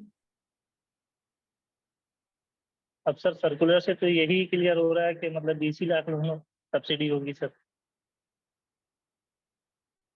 नहीं नहीं, ये आपने थोड़ा सा गलत इंटरप्रेट किया। उसमें एक बात कही गई, मैंने सर्कुलर को अच्छे से पढ़ा है, वेबसाइट में जाके भी चेक किया, उसमें समझ लीजिए। देखिए, प्रोजेक्ट कास्ट होता है 20 लाख इंडिविजुअल के केस में, ग्रुप के केस में कितना होता है? 1 करोड़। 1 अब करोड़। उसमें सब agree clinic and agri business में प्रोजेक्ट कास्ट कितना होता है इंडिविजुअल का? 20 लाख। 20 लाख। 20 लाख। हाँ, ये देखो बड़े खड़क से आवाज आई, किसकी आवाज आई? कौन सा आती है? हाँ, मस्त आवाज आई। हाँ, तो 20 लैक्स। तो 20 लैक्स, और अगर कोई एक्सट्रीमली सक्सेसफुल प्रोजेक्ट है तो कितनी होगी? 25 लैक्स होगी। ठीक है, अब उसमें प्रोजेक्ट कास्ट के ऊपर सब्सिडी दी जाती है। 20 लाख मान के चलें, 20 लाख, और सब्सिडी है 35% जनरल कैटेगरी में, और ST SC कैटेगरी में या स्पेशल कैटेगरी में 44 लैक्स। तो आप समझाने के लिए, है ना, अगर 20 लाख का प्रोजेक्ट कास्ट है तो विपिन जी आप बताइए, 20 लाख के 20 लाख फाइनेंस करेंगे हम लोग?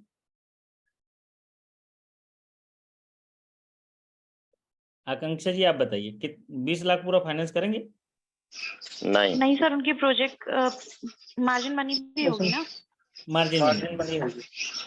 मार्जिन मनी भी होगी, 5 से 10% होगी मार्जिन मनी, है ना?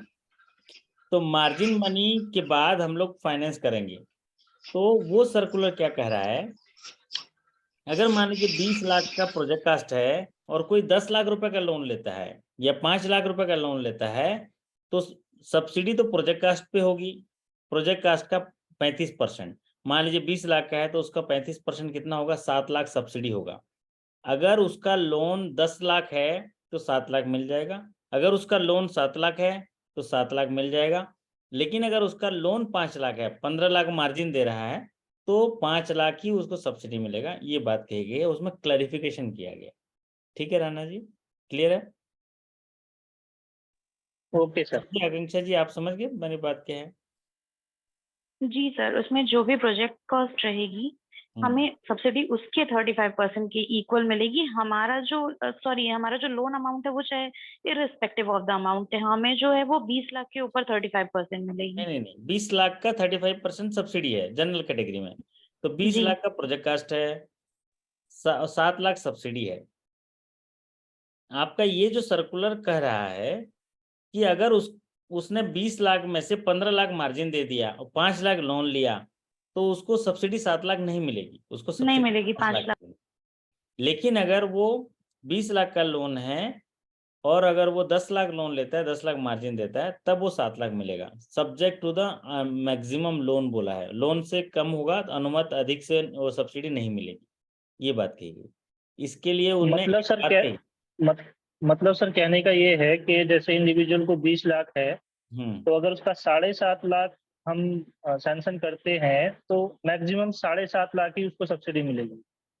सब्सिडी उसका 20 लाख का मैक्सिमम सब्सिडी कितना होगा? 7 लाख मिलेगी। 7 लाख होगा। तो अगर आप 7.5 लाख लोन लेता है, वो बाकी मार्जिन लगाता है, अपनी जेब से पैसा लगाता है, तो उसको 7 लाख मिल जाएगा, क्योंकि 7 लाख जो है वो सब्सिडी है। लेकिन अगर 5 लाख लोन देता है, जैसे आपका लोन कम हुआ, सपोज 20 लाख का प्रोजेक्ट है, विपिन जी आप समझिए, तो 20 लाख पूरा थोड़ी, तो गांव में छोटे से में भी तो एग्री क्लिनिक चलेगा ना, 5 लाख में भी तो चलेगा ना एग्री क्लिनिक।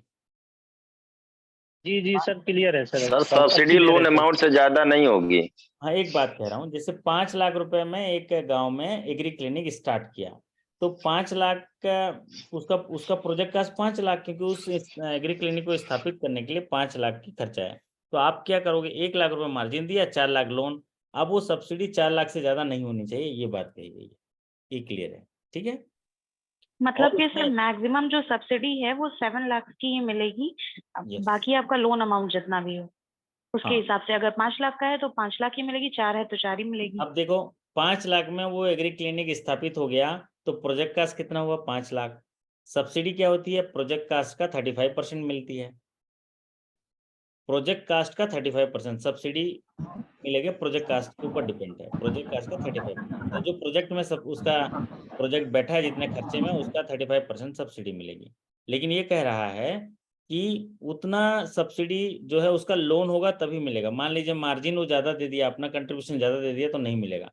दूसरा कंडीशन ये बोला है कि मान लीजिए 7 लाख का लोन है, 7 लाख सब्सिडी है, तो वो अगर 3 साल तक ब्याज पे करना पड़ेगा, मतलब उसके सब्सिडी आते तक ब्याज पे करना पड़ेगा उसको। सब्सिडी आ गया तो नो इंटरेस्ट किस तरह नहीं लगेगा, लेकिन 3 साल के बाद ही उसके लोन में एडजस्ट होगा। सब्सिडी का दुरुपयोग ना हो, जरूरतमंद लोगों को ये सब्सिडी मिले, धनी लोगों को सब्सिडी ना मिले, उसके लिए ये बात है। ठीक है विपिन जी, समझ गए? जी सर जी, ओके सर। मतलब एक सर ये discussion subsidy, excuse me sir, हाँ सर ये सब्सिडी जो जनरल के लिए 36% ऑफ प्रोजेक्ट चार्ज है या 35% है? 36 है।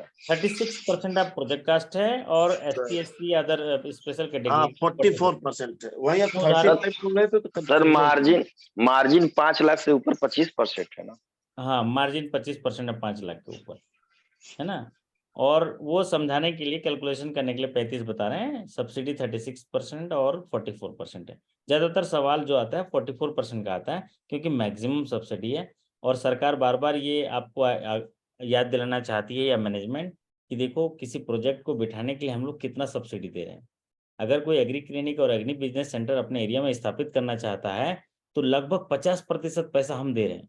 अगर वो 1 करोड़ का ग्रुप ऑफ मेंबर जो है, ग्रुप में जाते हैं, 1 करोड़ का एग्री क्लिनिक लगाते हैं, तो उसमें से हम लोग 44% की सब्सिडी देते हैं। अगर कोई 20 लाख का करता है तो 44 मतलब जस्ट लाइक 50% मान के चलो। 50% मतलब वो 50% हम कैपिटल दे रहे हैं, 50% आप दे रहे हो, उसमें से बैंक लोन भी रहता है। तो ये सही लोगों को मिल पाए और इसका कोई ट्रेडिंग ना हो पाए सब्सिडी का, इसलिए ऐसा बात कही है। चलिए, बहुत बढ़िया, उनका डाउट था, क्लियर हो गया। बाकी चीज़ें तो आप जानते ही हैं। अगला सवाल आपकी हाँ, ये था डोर स्टेप बैंकिंग सर्विस में। ये 23 या बैंकिंग रेगुलेशन एक्ट 1949 में इसकी व्याख्या की गई है, जिसके तहत कुछ लिमिटेड सर्विसेज जो हैं डोर स्टेप प्रदान करने हैं। ये मैंने आपसे चर्चा की है। अगला सवाल आपके स्क्रीन पर है, सवाल पढ़ेंगे, हमारे नए साथी पढ़ेंगे सवाल जो हैं। और यस, सवाल पढ़िए जरा, कोई और साथी पढ़िए, ज्योति प्रकाश जी पढ़िए जरा सवाल। ज्योति विकास जी हैं। नमस्ते सर। नमस्ते जी। What is the amount for accidental insurance cover in PMJDY? Okay, क्या है ये PMJDY में एक्सीडेंटल इंश्योरेंस कवर कितना? प्रधानमंत्री जनधन योजना के अंतर्गत एक्सीडेंटल इंश्योरेंस कवर कितना है, अमाउंट का है? कितना होता है लोग विकास जी? 2 लाख सर। 2 लाख होता है। और ये कब से शुरुआत हुआ है 2 लाख? डेट क्लियर नहीं। अगस्त 2018 के बाद। अगस्त 2018 के बाद जितने भी जो ये खाते हैं जिनमें रुपए कार्ड जारी किए गए हैं, उनमें कवरेज जो है, इंश्योरेंस कवरेज जो है, ये 2 लाख का है। और इसमें उस कार्ड पर कितने दिनों के अंदर फाइनेंशियल या नॉन फाइनेंशियल ट्रांजैक्शन होने चाहिए, तब होगा 45 डेज। उसको बढ़ा के 90 डेज कर दिया। 90 डेज पहले 45 पुराना सर्कुलर है, वो आप जो पढ़ रहे हो, अभी 90 डेज कर 90 डेज। हाँ, देखिए ये हमारे 90 डेज ये भी है, और 90 डेज में सर इंटीमेशन भी देना है इसका। ओके। और इसका जो पहले 1 लाख था, अभी उसको बढ़ा के 2 लाख किया। ओके, कितने पहले दिन 1 लाख में, का था। कितने दिन में इसका सूचना देना होता है? 60 डेज है। ओके, 60 डेज में सूचना देना। सेटलमेंट कितने दिन में होना चाहिए? सर सूचना कितने दिन में देना होता है सर? वैसे इसमें सूचना 30 दिन में देना होता है, सेटलमेंट 60 डेज में होता है जी, सूचना 30 है दिन, ना? Settlement 60 days. तो इसी में कंफ्यूजन होता है। इसमें देखिए 30, 60, 90 सबका रोल है। 30 डेज के अंदर जैसे डेथ हो गई तो 30 डेज के अंदर सूचना देना होता है, और 60 60 डेज में क्लेम सेटल होना होता है। इसमें एक क्लॉज ये भी लिखा गया है, अगर जेन्युइन रीजन की वजह से डिले होता है तो एक्सेप्ट किया जा सकता है। सपोज कुछ 144 धारा लग गया, इंटरनेट नहीं चल रहा है, सूचना आने जाना बंद है, लॉकडाउन लग गया उसकी वजह से, या कुछ जेन्युइन रीजन से डिले हुआ रिपोर्टिंग में तो है। अदरवाइज 30 डेज में इंफॉर्मेशन देना है, और फिर उसके बाद जब क्लेम डॉक्यूमेंट देना है तो 60 डेज के अंदर सेटल होना है। 90 दिनों के अंदर फाइनेंशियल या नॉन फाइनेंशियल ट्रांजेक्शन हुआ रहना है। ये जब ना क्या करते हो, जब आप ग्राहक मीटिंग वगैरह करते हैं ना, तो ये सब जानकारियां जो यहाँ से सीखते हैं ना, इनको डिस्कस करे रहें। और दूसरा एक काम और करिए, और पुरुषार्थ का काम करना चाहते हैं ना, तो आप क्या करिए, कलेक्ट्रेट में कोई ना कोई से संबंध बना के रखिए, क्योंकि कलेक्ट्रेट में एक डाटा आता है रोड एक्सीडेंट से मरने वालों की जानकारी। हर महीना रोड एक्सीडेंट से उस जिले में कितने लोग की डेथ हुई, ये जानकारी आती है। तो ये उनके रीडर से आप चाय वगैरह, उनको नाश्ता वगैरह खिला के उनसे दोस्ती करिए, खाना वाना खिलाइए, तो ये जानकारी आपको मिलेगी। होगा क्या, एक तो आप सामाजिक कल्याण का काम करेंगे, फिर उनका डिपॉजिट आएगा। जब ये काम मैं करके देखा हूँ और बहुत अच्छा इसका प्रतिसाद मिला है, इसलिए बता रहा हूँ। वो रीडर से आप लिस्ट ले लीजिए, कि हर महीना इसलिए लिस्ट लेते हैं क्योंकि हमको महीने भर का सूचना भी देना होता है, तो उनके पास क्या है, ये जानकारी होती है। तो जब ले लेंगे, मान लीजिए 20 लोगों की डेथ हुई है इस महीना एक्सीडेंट से, या 10 लोगों की डेथ हुई है, तो आप उनको देख लीजिए, क्योंकि उनमें गांव का नाम रहता है, पता रहता है, तो पता कर लीजिए गांव से जाके कि यार इनका खाता था क्या हमारे पास, और आप ही के पास ही होगा, आप ही का बैंक का सर्विस एरिया है। तो उनके घर, उनके खाते में देखिए वो एलिजिबल है क्या, उनके घर वालों की मदद करिए, और 60 डेज में पैसा ले आइए। क्या महसूस होगा आपको? क्यों फौजी प्रदीप जी, कैसा लगेगा आपको? है ना? आकांक्षा जी, अच्छा लगेगा आपको? Yes sir. तो आपने क्या करना है, वो लिस्ट लेना है, और ये जानकारी ना उनको मिलती है, क्योंकि रोड एक्सीडेंट होता है तो वो 100 में फ़ोन करते हैं, अस्पताल में जाते हैं, पोस्टमार्टम होता है, पोस्टमार्टम में रोड एक्सीडेंट लिखा जाता है, इसलिए उनके पास पूरी जानकारी होती है, और वो सरकार को रिपोर्ट करते हैं। खाली हमको लिस्ट लेनी है और अपने ग्राहकों को पता करना है, फिर जाके हमको इन्फॉर्म करना है। दूसरी चीज़ ये है, जब गाँव में आप काम करते हैं ना, तो गाँव में इन्फॉर्मर रखिए। जैसे कि हम आकांक्षा जी काम करती है, मान लीजिए ये तो शहर में काम करती होंगी, नाम से लग रहा है, लेकिन जैसे गांव में काम करते हैं तो 10 गांव है, तो 10 गांव में एक एक आदमी इन्फॉर्मर रखिए, है ना फौजी जी? इन्फॉर्मर रखेंगे तो क्या होगा, वो इन्फॉर्मेशन देंगे कि किसी की डेथ हो गई, तो वो बोलेंगे यार तुम ना महीने भर में मेरे को बताया करो कितने लोगों की डेथ हुई एक्सीडेंट से। तो फिर उनको सर्च करो, उनके घर थोड़ा सा पहुंच जाइए मदद करने के लिए, और उनसे डॉक्यूमेंट ले लीजिए, क्लेम डॉक्यूमेंट ले लीजिए, और सारी चीज़ें मैं मदद कर दूंगा, मेरे पास सारा है, क्लेम डॉक्यूमेंट है, क्योंकि मैं ये सब काम करवाता हूँ ना, तो मुझे अच्छा लगता है। और इसमें राशि इंश्योरेंस कंपनी करती है, गवर्नमेंट ऑफ इंडिया नहीं करती है। गवर्नमेंट ऑफ इंडिया इसमें नहीं करती है, इसका प्रीमियम बैंक पे करता है, प्रीमियम जाता है इंश्योरेंस कंपनी को, और इसको भुगतान जो है इंश्योरेंस कंपनी करती है। और बहुत फास्ट डिस्पोजल होता है, दोबारा क्यूरी नहीं होती। एक बार आप सर सीख कौन सी हाँ जी, कौन सी कंपनी सेटलमेंट करती है फिर इसका? अलग अलग अलग अलग इलाके में अलग अलग कंपनी हर करते हैं, है ना? हर बैंक में अलग अलग। हर बैंक में अलग अलग दिया है, क्योंकि इसमें उनको प्रीमियम भी जाता है बैंक से, और उनका सेटलमेंट के अलग अलग बैंक को अलग अलग दिया है। आप अपने बैंक का देख लीजिएगा, वैसे इसमें सवाल उस तरह का नहीं पूछता, क्योंकि सभी इंश्योरेंस कंपनियों को अलॉटमेंट दिया हुआ है। हाँ, एक तो काम और हम लोग कर सकते हैं सर कि एटीएम इशू करते समय ही कस्टमर को ये सब चीजें बता दें, तो थोड़ा अच्छा रहेगा उनके हाँ लिए। वो भी है, बता दीजिए। और ग्राहकों को मीटिंग जब करते हैं उनमें जरूर बताइए कि जो आपके बैंकिंग रिलेटेड जो भी चीजें हैं, कम से कम घर में किसी एक सदस्य को जिस पर आपका विश्वास है उनको बता के रखिएगा, ताकि कभी मिस हैपनिंग हुआ है तो उस समय जो है आप ये चीज़ों को आप इस्तेमाल कर सकते हैं या खबर पहुंचा सकते हैं।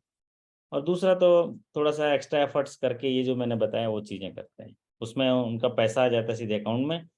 एक बार सही डॉक्यूमेंट भेज देने के बाद सही जगह आपको उसके अकाउंट में पैसा सीधे आरटीजीएस एनईएफटी करके आ जाता है। चलिए, अब अगला सवाल लेते हैं हम स्क्रीन पर। सवाल नंबर 12 आपके स्क्रीन पर, इसका तो 2 लाख हो गया। अगला सवाल आपके स्क्रीन पर है और हमारे एक नए साथी पढ़ेंगे। और साथी जी पढ़िए जरा। बंती लाल जी पढ़ पाएंगे? बंती जी हैं, आवाज पहुंच रही है? हाँ जी सर, हाँ जी। देखो, Within how many days after receiving a reply on the first appeal, a second appeal can be filed? पहली अपील की रिप्लाई के कितने दिन बाद दूसरी अपील फाइल की जा सकती ये है? क्वेश्चन थोड़ा अधूरा हो गया। ये आरटीआई का है, हाँ जी, आरटीआई का है, ऊपर जी आरटीआई जी वाला वो लिखना रह गया। चलो कोई जी नहीं, वही सर। ये इसको आरटीआई का मानिए, जब मैं पीडीएफ अपलोड करूंगा तो आरटीआई लिख दूंगा। राइट टू जी इंफॉर्मेशन सर। एक्ट 2005 में ये बोला गया है कि अगर कोई रिप्लाई देना है तो कितने दिनों में देना होता है? 90 days। 30 डेज में देना। 30 days। तो 30 डेज में देना होता है हाँ, रिप्लाई। 30 डेज में रिप्लाई मिलने के बाद अगर उसमें अपील करनी है तो अपील कितने दिनों में करता है वो? इसका 90 days है सर। अपील सर 90 days है। नहीं नहीं नहीं नहीं, अपील 30 डेज में करता है, ठीक है? 15 दिन में। अपील 30 डेज में करता है, फिर उसके बाद सेकेंड अपील के लिए 90 डेज। 90 days। जी ठीक है, जी बात को समझिए। जी। पहले एक ग्राहक जो है सूचना के अधिकार अधिनियम के तहत जानकारी मांगता है। जानकारी किससे मांगी जाती है? सीपीआईओ से, है ना? सीपीआईओ से मांगी जाती है, लोक सूचना अधिकारी से मांगी जाती है, पब्लिक इंफॉर्मेशन ऑफिसर से मांगी जाती है। तो अगर वो जवाब उसको 30 डेज में देना है, दे दिया तो ठीक, नहीं दिया तो भी वो अपील करेगा। और अपील जो है 30 दिन में करेगा फर्स्ट अपीलेट अथॉरिटी को। फिर उसके बाद सेकंड अपील करना है तो वो किसको करता है? Second appeal. हाँ जी, सेकंड अपील किसको करता है? सीआईसी को करता है। वो किसको करता है? सीआईसी को करता है।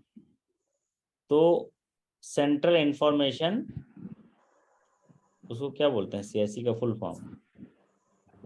Central information commission. हाँ, कमीशन, सेंट्रल इंफॉर्मेशन कमीशन बोलते हैं, है ना? Central information commission. और ये जो है आरटीआई एक्ट जब 2005 में आया, 12 अक्टूबर 2005 को, तो यहाँ पर ये बनाया गया सेंट्रल इंफॉर्मेशन कमीशन। तो यहाँ पर अपील करना है तो 90 डेज, तो इसका आंसर होगा 90 डेज। बस मैं ये जानकारी आपको क्लियर होकर के ये बताया। अदरवाइज तो 30 डेज में जवाब देना है, 30 डेज में अपील करनी है फर्स्ट अपीलेट को, और 90 डेज में सेकंड अपील। और अगर लाइव और लिबर्टी से संबंधित हो तो कितने दिन में जवाब देना होता है? 48 hours। 48 hours. 48 hours.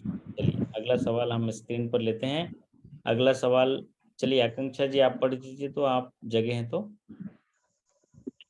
What is the current standing deposit facility rate provided by RBI? Okay, तो ये क्या है, थोड़ा समझाइए तो। Sir, current standing deposit rate RBI ने अभी क्या रखा है सर? इसके बारे में मुझे आइडिया नहीं है। ओके, कोई साथी? 6.75। हाँ जी, यादव जी। 6.75। 6.75। 6.75। 6.75 जी। 6.25। लगाओ लगाओ। ये standing deposit facility rate sir है 6.25। ये बोलो कौन बोल रहा है? सर, बैंकों के पास एक्सेस मनी है, उसे डिपॉजिट कर सकते हैं। हाँ, आरबीआई के पास विदाउट सिक्योरिटी के रूप, तो सिक्योरिटी नहीं मिलेगा। अच्छा, ये 6.25। जी जी, बढ़िया बताया इन्होंने, अच्छा बताया। आरबीआई ने ये 2022 में स्टैंडिंग डिपॉजिट फैसिलिटी की शुरुआत की। इसके पहले जो एक कॉन्सेप्ट समझ लीजिए, जब भी बैंकों के पास पैसा ज़्यादा होता है और वो लोन के रूप में डिप्लॉय नहीं कर पाते हैं तो आरबीआई के पास पैसा रखते हैं। जब आरबीआई के पास पैसा रखते हैं तो वहाँ पर एक कोलेटरल ट्रांजेक्शन होता है जिसमें गवर्नमेंट सिक्योरिटी होती है। तो उसमें जो रेट होता है जिसको आप क्या बोलते हैं, जब आरबीआई बैंकों से उधार लेती है तो उसको क्या बोलते हैं, रिवर्स रेपो बोलते हैं, है ना। आरबीआई कितना % देता है नितिन जी अभी के रेट में? 3 कुछ है, बहुत कम है। 3.35 3.35 क्यों? क्योंकि उनको ना कोलेटरल सिक्योरिटी, गवर्नमेंट सिक्योरिटी देना पड़ता है, उस पैसे को इन्वेस्ट करना पड़ता है, इसी वजह से, है ना। अभी आरबीआई ने क्या कहा कि बैंकों के पास अगर पैसा पड़ा हुआ है तो बैंक सीधा स्टैंड अलोन ला के हमारे पास पैसा रख दें, हम उसमें रेट ऑफ इंटरेस्ट देंगे 6.25। 6.25। अब सोचो अगर हम किसी को किसान क्रेडिट कार्ड में लोन देते तो 7% मिलता, किसी को और दूसरे लोन देते, हाउसिंग लोन देते तो 9 to 11% मिलता, बिजनेस लोन देते तो 11 to 13% मिलता। लेकिन हम उसको डिप्लॉय नहीं कर पा रहे हैं, हमारे पास एक्सेस पैसा है तो हम आरबीआई के पास रख देते हैं, तो हमको ये श्योर 6.25% तो मिलेगा ही मिलेगा। लेकिन ये जो है इसमें कोई भी कोलेटरल नहीं होगा, ये बात कही गई है। तो ये 6.25 और कोलेटरल ट्रांजेक्शन्स में इन्वेस्टमेंट होता है, गवर्नमेंट सिक्योरिटी का लेन देन होता है, इसीलिए उसमें रेट ऑफ इंटरेस्ट कम होता है। तो ये 6.25 है। और अभी जो अगर रेपो रेट देखेंगे तो रेपो रेट कितना है वर्तमान में? 6.75 है और रिवर्स रेपो रेट 3.35 है। चलिए तो अगला सवाल आप स्क्रीन पर चलते हैं। ये सवाल, ये बहुत ही पॉपुलर सीरीज का सवाल है, तो ये हमारे एक साथी जो हैं पढ़ देंगे तो अच्छा रहेगा, है ना। तो ये जो है एसएलआर का डेफिनेशन है, ये आप लोग जरा टाइप करके बता दीजिए एसएलआर को कहाँ डिफाइन किया गया है। एसएलआर को कहाँ डिफाइन किया गया है? मनोज जी, मेरी आवाज आप तक आ रही है? मनोज कुमार जी। जी सर। क्या हाल बा? सब ठीक है सर, ठीक है सर। अरे वाह, नींद तो नहीं आ रही है? नहीं सर, अभी एक आश्रम से आ रहे थे, प्रोग्राम था ना वहाँ से, तभी वो आपने 10:30 का टाइम दिया था, मैं देखा नहीं आया, फिर मैं अभी आया तो देखा लाइव। तो हमने 10 बजे का टाइम दिया था। बोलो इतने दिन क्या किए, क्या किया, बताइए क्या किया? बस आपका नाम तेरा नाम लिया, वो तुझे याद किया, मतलब भगवान को याद करे। आपने आश्रम से आए ना। बहुत बढ़िया। तो ये जो है एसएलआर का जो डेफिनेशन है वो under section 24 of BR act है में की गई है। और इसको कौन डिफाइन करेगा, जरा डिफाइन कर दें जरा कोई साथी। मनोज जी, एसएलआर क्या समझेंगे? एसएलआर से क्या, अगर आपको इंटरव्यू में पूछ दिया जाए एसएलआर क्या है, इसकी व्याख्या। अच्छा, अभी तो बर्तनों की आवाज आ रही है, उनसे तो ना पूछा जाए, है ना।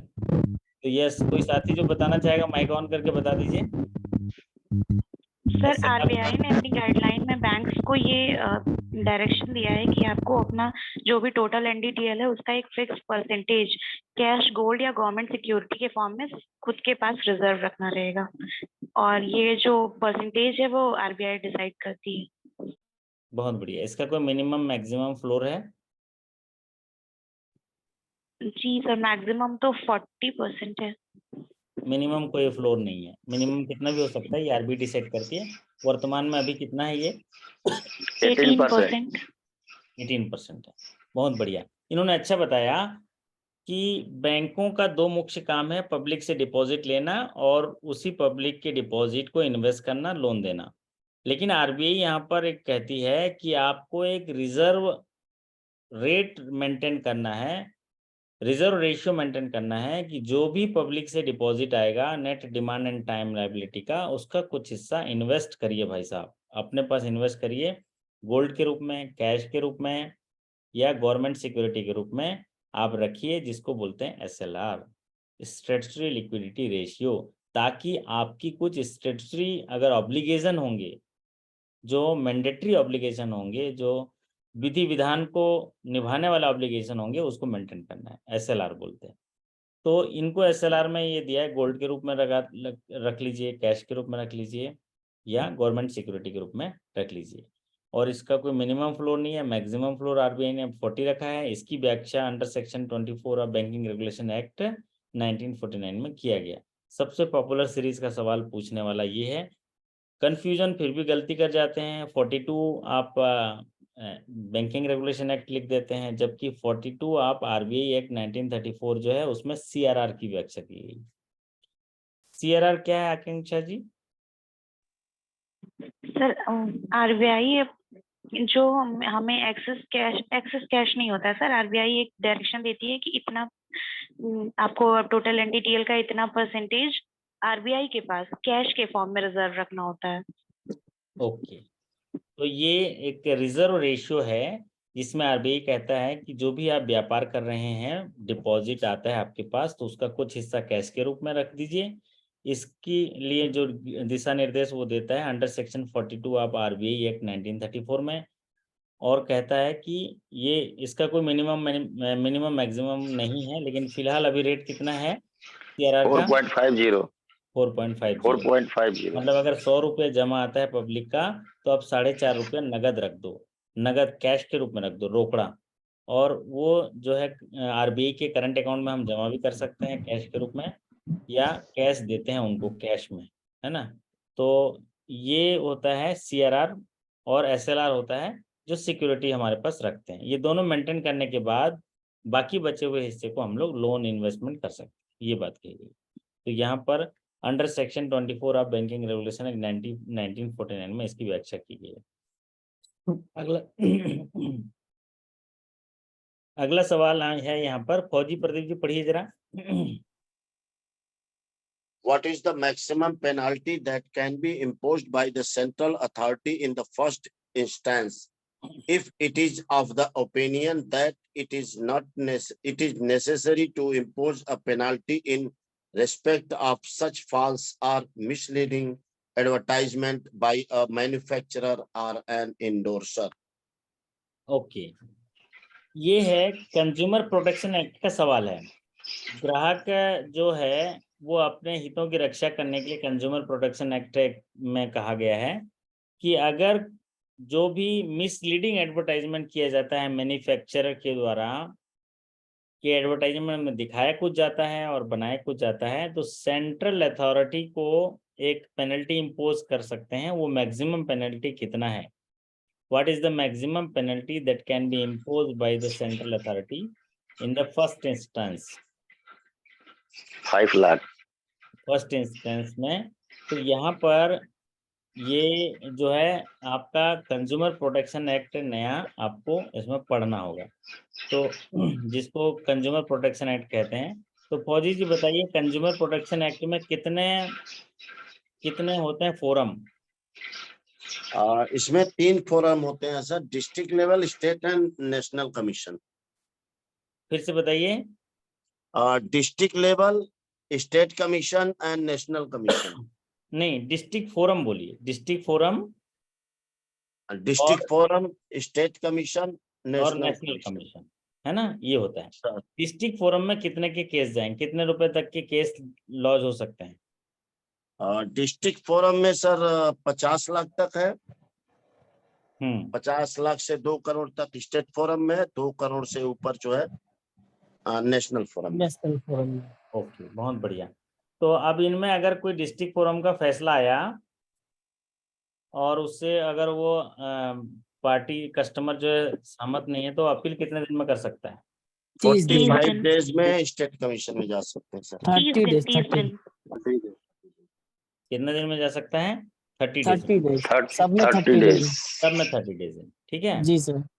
और ये अमेंडमेंट कब किया गया है फौजी Pradeep ji? Consumer protection act में लेटेस्ट जो चल रहा है रूल, अभी अमेंडमेंट कब हुआ है ये? इसका मुझे कोई आइडिया नहीं है सर। 2019 में। 2019 में तो चेंज हुआ। 2021। ओके, तो 2000 दिसंबर 2021 में ये चेंज हुआ, दिसंबर 2021 में, ठीक है। और इसमें पहले जो था वो 1 करोड़ और 10 करोड़ वाला था। एक मतलब आपका 2 करोड़ और 10 करोड़ तक एक लेवल था, अभी ये चेंज किया है, अभी किया है 50 लाख तक डिस्ट्रिक्ट फोरम में जाएगा, 50 लाख से ऊपर 2 करोड़ तक स्टेट कमीशन में जाएगा और 2 करोड़ से ऊपर नेशनल कमीशन में जाएगा। एक फोरम से दूसरे फोरम में जो है उसमें 30 डेज में अपील कर सकते हैं। इसमें एक महत्वपूर्ण एक क्वेश्चन और पूछता है कि कितने दिन में जो है वो रिपोर्ट आ जानी चाहिए उसकी, मतलब डिसीजन आ जानी चाहिए अगर एनालिसिस की जरूरत नहीं है तो। 3 महीने है सर, 3 अगर महीने एनालिसिस की जरूरत है तो 5 महीने। 5 महीने। ये बढ़िया है ना, आपने अच्छे से पढ़ा है, वो छोटा सा वीडियो एक हमारा है उसको पढ़ा है ना। तो 3 महीने में अगर कहीं उसमें एनालिसिस की जरूरत नहीं है, मान लीजिए किसी एक होता है ना, कौन सा लैब में जाता है जहाँ पर कौन सा लैब में जाता है, क्या लैब बोलते हैं उसको? मेडिएशन सेल बोलते हैं सर, जहाँ पे अगर कंप्रोमाइजेशन का रहता है तो 5 दिन के अंदर मेडिएशन सेल में भेजना रहता है उसमें। हाँ, और एक कौन सा लेबोरेटरी होता है ना जहाँ पर सब जांच होता है? हाँ, जहाँ पे ये टेस्टेड वगैरह होने रहते हैं तो उसमें 5 महीना होता है, उसका नाम नहीं क्लियर आ रहा है सर। दूसरी महत्वपूर्ण बात है, कोर्ट इसको एडमिट करने, हाँ फोरेंसिक लैब में जाना है तो वहाँ पर 5। बढ़िया। अब एक और इसमें महत्वपूर्ण एक बात है कि कोर्ट इसको एडमिट करने के लिए कितने दिन लगाता है, कि केस को लेगा कि नहीं लेगा? 2 years 21 डेज है सर। 21 डेज। 21 दिन में लेता है, 2 साल के अंदर क्लेम कर सकते हैं। 21 दिन में वो किसी केस को कह सकता है इसमें सुनवाई करेंगे, हम नहीं करेंगे, वो 21 दिन है, ठीक है। दूसरा महत्वपूर्ण इसमें बात एक है कि कोई कंज्यूमर इसमें कंप्लेंट का जो लिमिटेशन कितना है, कब कब कंप्लेंट कर सकता है, कितने दिनों में? 2 साल from the cause of action. घटना घटित होने के 2 साल के अंदर। 2 साल के अंदर, ये हुई ना बढ़िया बात, है ना। और अभी जो मैं कह रहा हूँ कि जो भी कोई गलती करता है, अगर गलत मिसलीडिंग किया तो उसमें जो पेनल्टी होगी वो इम्पोज होगा, मिसलीडिंग प्रोडक्ट उसमें होगा 10 लाख। कितना होगा? 1 मिलियन, है ना, 1 मिलियन जो है वो पेनल्टी है।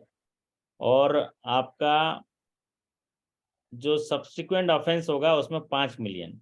1 मिलियन मतलब कितना होता है? 10 लाख। 10 लाख। तो जो सीसीपीए है, जिसको क्या बोलते हैं, सीसीपीए यहाँ बनाया गया है।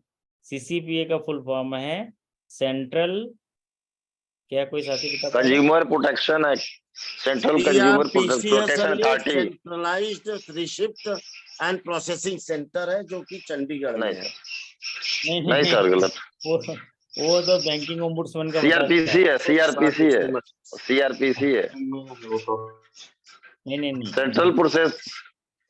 Central consumer protection authority, CCPA को बोलते हैं सर। ये सीसीपीए जो है आपको कंज्यूमर प्रोटेक्शन में सीसीपीए लगाया है, कोपरा एक्ट में, कंज्यूमर प्रोटेक्शन एक्ट में। कंज्यूमर प्रोटेक्शन जो है ना, इसको बोलते हैं सेंट्रल कंज्यूमर प्रोटेक्शन अथॉरिटी। क्या बोलते हैं इसको?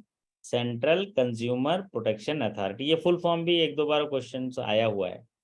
और ये एक सेंट्रल कंज्यूमर प्रोटेक्शन अथॉरिटी है, इसको निगरानी करेगा। पहले निगरानी करने के लिए कोई नहीं थे, तो यहाँ पर अगर कोई मिसलीडिंग करता है तो उसको 10 लाख का जो है पेनल्टी है, और सब्सिक्वेंट करता है तो यहाँ पर 5 मिलियन भी होगा, 50 लाख भी होगा। और उसका जो प्रोहिबिशन होता है कि उसका जो प्रोडक्ट है वो बना नहीं पाएगा, वो प्रोडक्ट प्रोहिबिशन जो होगा वो 1 साल के लिए, और अगर सब्सिक्वेंट गलती करेगा तो 3 साल के लिए प्रोडक्ट प्रोहिबिट। ठीक है, चलिए अगला सवाल हम स्क्रीन पर लेते हैं। सर इसमें एक चीज और पढ़े थे कि स्टेट कमीशन में अनफेयर कुछ करके था, जिसमें 10 करोड़, अब तो 10 करोड़ है, वो क्या चीज है? मेरे अनफेयर ट्रेड प्रैक्टिस, समथिंग है, unfair practice, unfair trade practice है वो। फेबुलस क्या? हाँ, अनफेयर ट्रेड प्रैक्टिस है, उसमें मतलब फेयर प्रैक्टिस नहीं अपना रहा है उसके लिए होगा, है ना। तो उसमें कुछ क्या पेनल्टी ज्यादा बताया क्या? नहीं, पेनाल्टी नहीं है सर उसमें। अनफेयर प्रैक्टिसेस में मतलब ऐसा कुछ है कि 10 करोड़ तक स्टेट कमीशन में एवं 10 करोड़ जो है नेशनल कमीशन में। वो चीज मुझे वो लाइन क्लियर नहीं हुआ, हमने लिखा भी है लेकिन उसको भूल ही जाइए, अभी एग्जाम भूल वैसे जाइए। पूछेगा नहीं। नहीं पूछे ना पूछे, हम जो बता रहे हैं उसको भूल जाइए, अभी डिलीट कर लीजिए, ओके है ना? सर। जितना मैं बताया उतना याद रख लीजिए। अभी एक चीज और भले याद रख लीजिए, इसमें जो कैद की सजा है या जेल की सजा है 1 महीने से लेकर 3 साल तक है। 3 साल तक। 1 महीने से लेकर 3 साल तक, फाइन 2000 से लेकर 10,000 तक है। 10,000। बाकी मिसलीडिंग में 10 लाख पेनल्टी है और 2 साल की सजा। लेकिन ये पेनल्टी जो है 10 लाख को याद रख लीजिए। अभी एक सरल सा सवाल आपकी स्क्रीन पर है, मैं पढ़ दे रहा हूँ सवाल। What is the upper limit to refer the case to Lok Adalat? लोक अदालत में कितने रुपए तक के केस जो है रिफर किए जाएंगे? ये बहुत ही आसान है, कई बार आया है, तो आप सभी साथी जो है इसको सही करके आएंगे। 20 20 लाख लाख। रुपए तक के अगर कोई क्लेम है तो वो लोक अदालत में रिफर किए जाते हैं 20 लाख तक। और दूसरा, लोक अदालत में जो केस जाते हैं वो डाउटफुल होते हैं या लॉस कैटेगरी के होते हैं, और उनका जो क्लेम होता है 20 लाख तक अपर लिमिट है। 20 लाख तक के केस सेटल किए जाते हैं लोक अदालत में। अगला सवाल है आपकी स्क्रीन पर, पॉपुलर सीरीज का सवाल है, और ये नेशनल रूरल लाइवलीहुड मिशन से जुड़ा हुआ सवाल है। Day NRLM, ministry of rural development will provide revolving fund support as corpus ranging between blank per SSG to strengthen their institutional and financial management capacity and build a good credit history within the group. इसमें revolving fund कितना रुपए का दिया जाता है? वो 20,000 से 30,000। वाह मेरे राजा, आप लोग तो डबल इंजन हो गया। कमाल हो गया। अभी लेकिन मैं डबल इंजन। और पढ़ाने गया था, तो वहाँ प्रेजेंटेशन भी जो पढ़ा रहे थे वो उसमें 15,000 से 30,000 था। तो हमें पढ़ाई करते समय हमने कुछ नहीं बोला, आखिरी में जब हमको मौका मिला तो हमने उनको अपडेट करा दिया। तो बहुत सारे जगह में ऐसे साथी जो हैं करीबन गलत भी पढ़ रहे होंगे, बट ये अमेंडमेंट हुआ है। डबल इंजन की सरकार है, याद रखिएगा। बहुत सारी चीजें डबल हो गई। तो 15,000 से 10,000 से लेके 15,000 था, उसको 20,000 से लेके 30,000 कर दिया गया। तो आंसर होगा आपका ₹20,000 to 30,000। ये लेटेस्ट अमेंडमेंट हुआ है, हमने आपको डिस्कस भी किया था। चलिए अगला सवाल आपकी स्क्रीन पर, सवाल पढ़िए जरा। आकांक्षा जी आप ही पढ़ दीजिए जरा, आप मॉनिटर हैं आज। Cheque written with a future date is known है। हाँ जी, ये इसका जवाब कोई दूसरे साथी दे दें, आप ना दें। नितिन पटेल जी देंगे। Nitin Patel, Baroda UP bank. नितिन पटेल कहाँ है जी? पटेल जी क्या बोल रहे हैं? एक चेक कोई भविष्य की तारीख लिख देता है फ्यूचर डेट पर, तो कौन सा चेक बोलेंगे उसको? पोस्ट डेटेड चेक नहीं बोल रहा है। पोस्ट डेटेड, पोस्ट डेटेड या उत्तर दिनांकित। हाँ, इसका इस्तेमाल कहाँ करते हैं प्रभाकर जी? सर जैसे इन फ्यूचर कोई पेमेंट होना हो तो उसके लिए कोई कस्टमर ये करता है प्रयोग। सर एडवांस देते तो पीडीसी लेते हैं। टर्म लोन करते समय पीडीसी जो टर्म लेते लोन, हैं। हाँ टर्म लोन में भी यूज करते हैं सर पीडीसी के केस में। अगर कोई भी लेन देन या व्यवहार जिसमें बाद में पैसे देने का वादा किया जाता है, ऐसे केसेस में फ्यूचर डेट के चेक को स्वीकार किया जाता है और व्यापार किया जाता है। तो ऐसे केसेस में जहां पर जिस तारीख पर चेक लिया जा रहा है उस तारीख, उस दिन चेक पर लिखी हुई जो डेट होती है उस तारीख के बाद की होती है, उसको क्या बोलेंगे? Post dated cheque. मतलब जिस तारीख को चेक दिया जाता है उस तारीख पर चेक पर लिखी हुई तारीख उसके बाद का दिन का रहता है, उसको पोस्ट डेटेड चेक है। अगर उसके पहले का तारीख लिखा होता है तो उसको एंटीडेटेड चेक। आप प्रभाकर जी बताइए, अगर ये पोस्ट डेटेड चेक आज हमारे काउंटर में आया तो इसका भुगतान करेंगे हम नहीं करेंगे? सर नहीं, आगे की डेट जैसे आज की डेट में आ रहा है तो नहीं कर पाएंगे सर, जब दिनांक उस पर रहेगा उसी डेट पे करेंगे सर। ठीक है। पोस्ट डेटेड चेक आज हमारे पास प्रेजेंट होता है। पोस्ट डेटेड चेक इसलिए हुआ क्योंकि आज प्रेजेंट हुआ तो आज हमारे लिए वो पोस्ट डेटेड हो गया, तो इसलिए हम पोस्ट डेटेड करें, उसका भुगतान नहीं करेंगे। क्योंकि जो भुगतान करने वाला ड्रॉयर है या जो ड्रॉयर है उसको भुगतान, वो आदेश दिया है कि इसका जो है ये तारीख पर जो मैंने लिखा है या उसके बाद वाले तारीख पर वैलिडिटी पीरियड में आप भुगतान कर सकते हैं, इसलिए इसको पोस्ट डेटेड करें। और एंटीडेटेड चेक का भुगतान कर सकते हैं प्रभाकर जी? जी हाँ सर, किया जा सकता है। कर सकते हैं। बस बशर्ते बशर्ते वो 3 महीने डेट से के 3 ज्यादा महीने पुराना तक की ना हो। वैलिड हो। जी। चलिए बहुत बढ़िया। तो प्रभाकर जी अगला ये तो बढ़िया बता दिया, अगला सवाल भी आप पढ़िए। प्रभाकर जी पढ़ेंगे, अगला सवाल आपके स्क्रीन पर है। लो प्रभाकर चौधरी जी, हैं कहाँ गए, चले गए? When FDR is lost by a customer of a bank, what document is executed? यदि कोई FDR खो जाता है किसी कस्टमर से बैंक का, तो कौन सा डॉक्यूमेंट चाहिए होगा उसके लिए? हाँ, ये ये है कौन सा डॉक्यूमेंट लेते हैं आप तो FDR खो सर जाता है उससे तो? इंडेमनिटी बॉन्ड लेंगे सर। इंडिमिनिटी बॉन्ड लेंगे, बहुत बढ़िया। क्यों लेते हैं Prabhakar ji indemnity bond? Sir एक वो वचन पत्र के तरीके हो जाएगा कि भैया हमने ये खुआ दिया है और उसके बदले में हम ये दे रहे हैं, ताकि वो दोबारा खोएगा तो उसके बाद ये चीज नहीं हो पाएगा।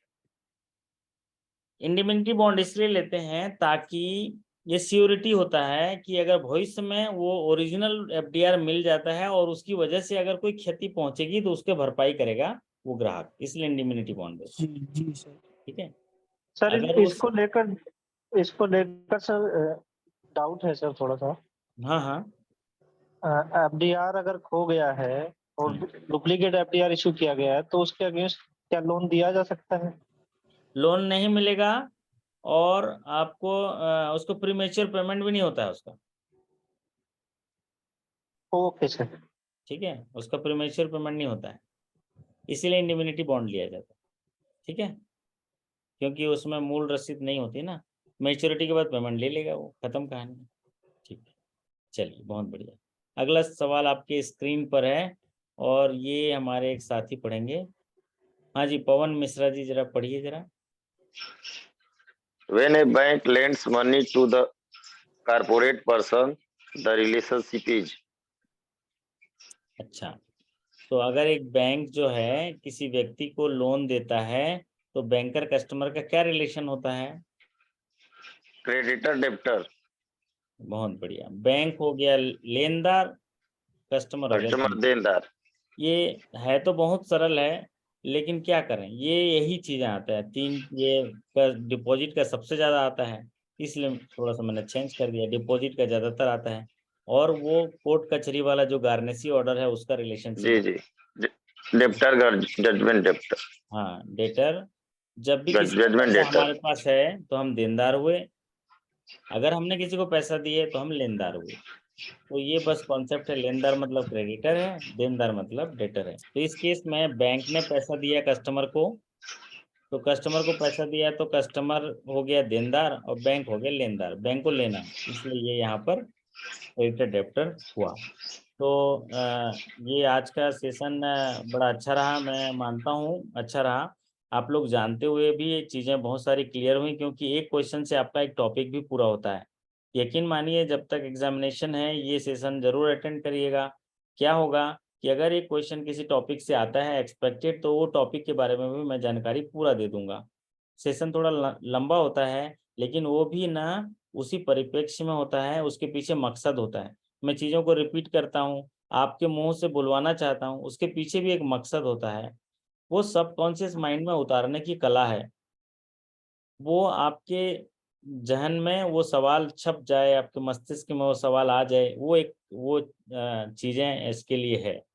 तो आप यकीन मानिए कि आपको मंजिल जरूर मिलेगी। आपको न रास्ते बदलने की ज़रूरत है, न कुछ बदलने की ज़रूरत है। केवल साथ चलिए, चीज़ों को विश्वास करते हुए चलिए और आशावादी रहिए। पॉजिटिव एटीट्यूड के साथ देखिए कि मैं जो काम कर रहा हूँ वो सफलता पाने के लिए कर रहा हूँ और बेहतरीन तरीके से कर रहा हूँ।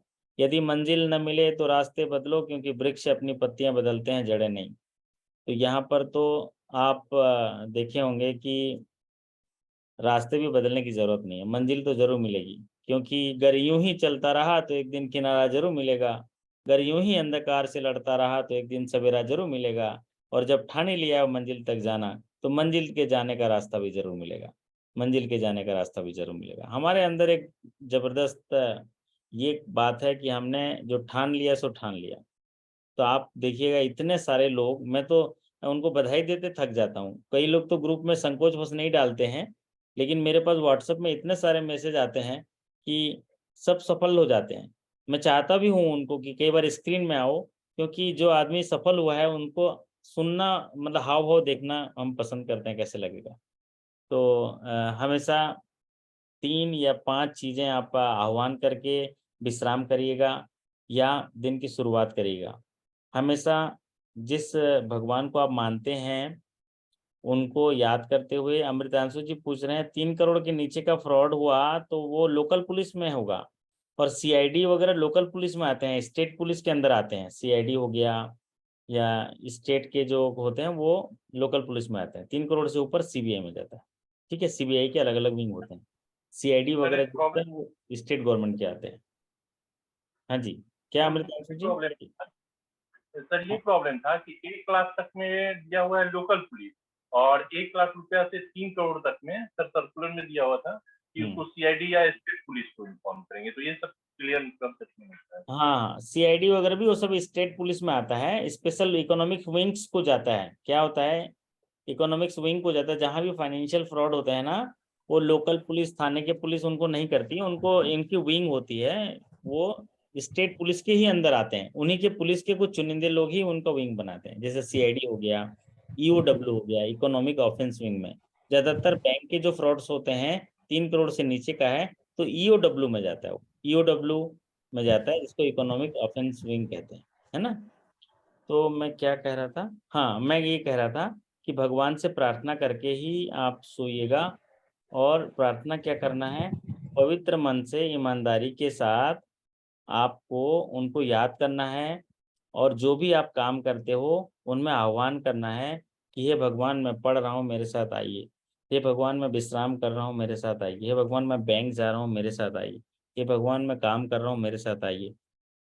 होगा क्या, जब हम हर घड़ी सुमिरन करते हैं तो हमारे साथ रहते हैं, और जब हमारे साथ रहते हैं तो खाली नहीं बैठते। जैसे मैं अभी आपके साथ हूँ तो मैं खाली नहीं बैठ रहा हूँ, आप लोग भी मेरे साथ हो तो कुछ ना कुछ सीख रहे हो, पढ़ रहे हो। ठीक उस तरह भगवान जब साथ में रहते हैं तो जब भी हम गलत करें हमारा हाथ पकड़ के ठीक कर देते हैं। और शायद आप लोग सभी भगवान में आस्था रखते हैं। खास करके एज ए बैंकर होने के नाते हमें बहुत जरूरत होती है।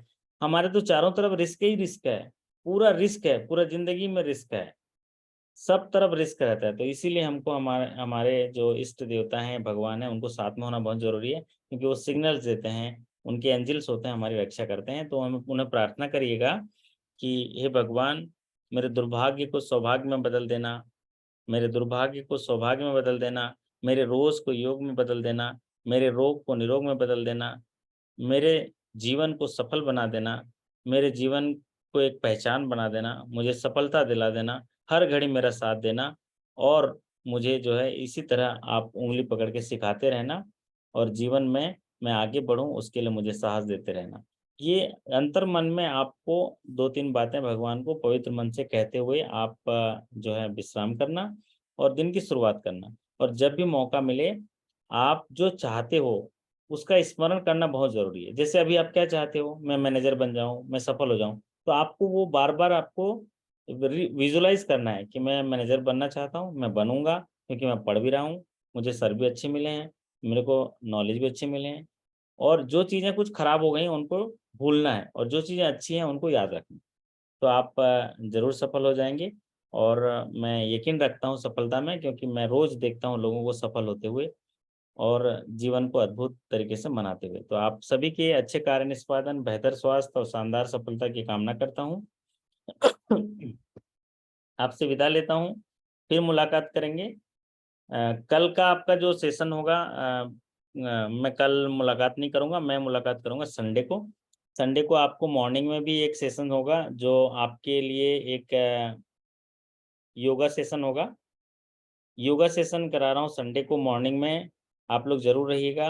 कारण क्या है, हम अपने जो इन्फॉर्मेशन मैं आपको यहाँ रात में देता हूँ वो आपके मस्तिष्क में जाता है। तो मस्तिष्क से हमको उसको यूज कैसे करेंगे, उसको उपयोग कैसे करेंगे, उसके लिए करेंगे। 21 को योगा डे है। अरे वाह, बहुत बढ़िया। तो एक सेशन हम ही देते हैं, पहले हमारे कोई एक्सपर्ट साथी को बुलाऊंगा मैं, वो सेशन देंगे। मॉर्निंग में होगा 6:30 बजे हो सकता है संडे को, फिर मैं आपको इन्फॉर्म कर दूंगा। तो आप सभी के अच्छे कार्य निष्पादन, बेहतर स्वास्थ्य, शानदार सफलता की कामना करते हुए आपसे मैं विदा लेता हूँ। बस उन्हीं पंक्तियों को गुनगुनाते हुए मैं आपसे विदा लेना चाहूँगा।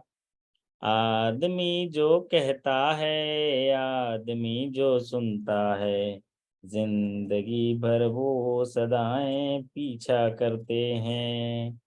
आदमी जो कहता है, आदमी जो सुनता है, जिंदगी भर वो सदाएं पीछा करती हैं।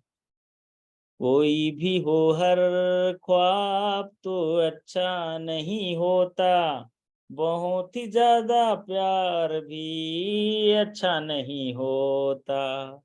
कभी दामन छुड़ाना हो तो मुश्किल हो, प्यार के रास्ते छूटे तो, प्यार के रास्ते टूटे तो, जिंदगी भर फिर वफाएं पीछा करती हैं। मतलब आप अगर कहीं छूट जाएंगे तो फिर वही वो चीजें याद रखेंगे। तो आप ये पढ़ाई का सिलसिला जारी रखिए। आपसे फिर मुलाकात करते रहूंगा। तब तक के लिए आपका धन्यवाद। नमस्कार, जय हिंद, वंदे मातरम। Thank you so much.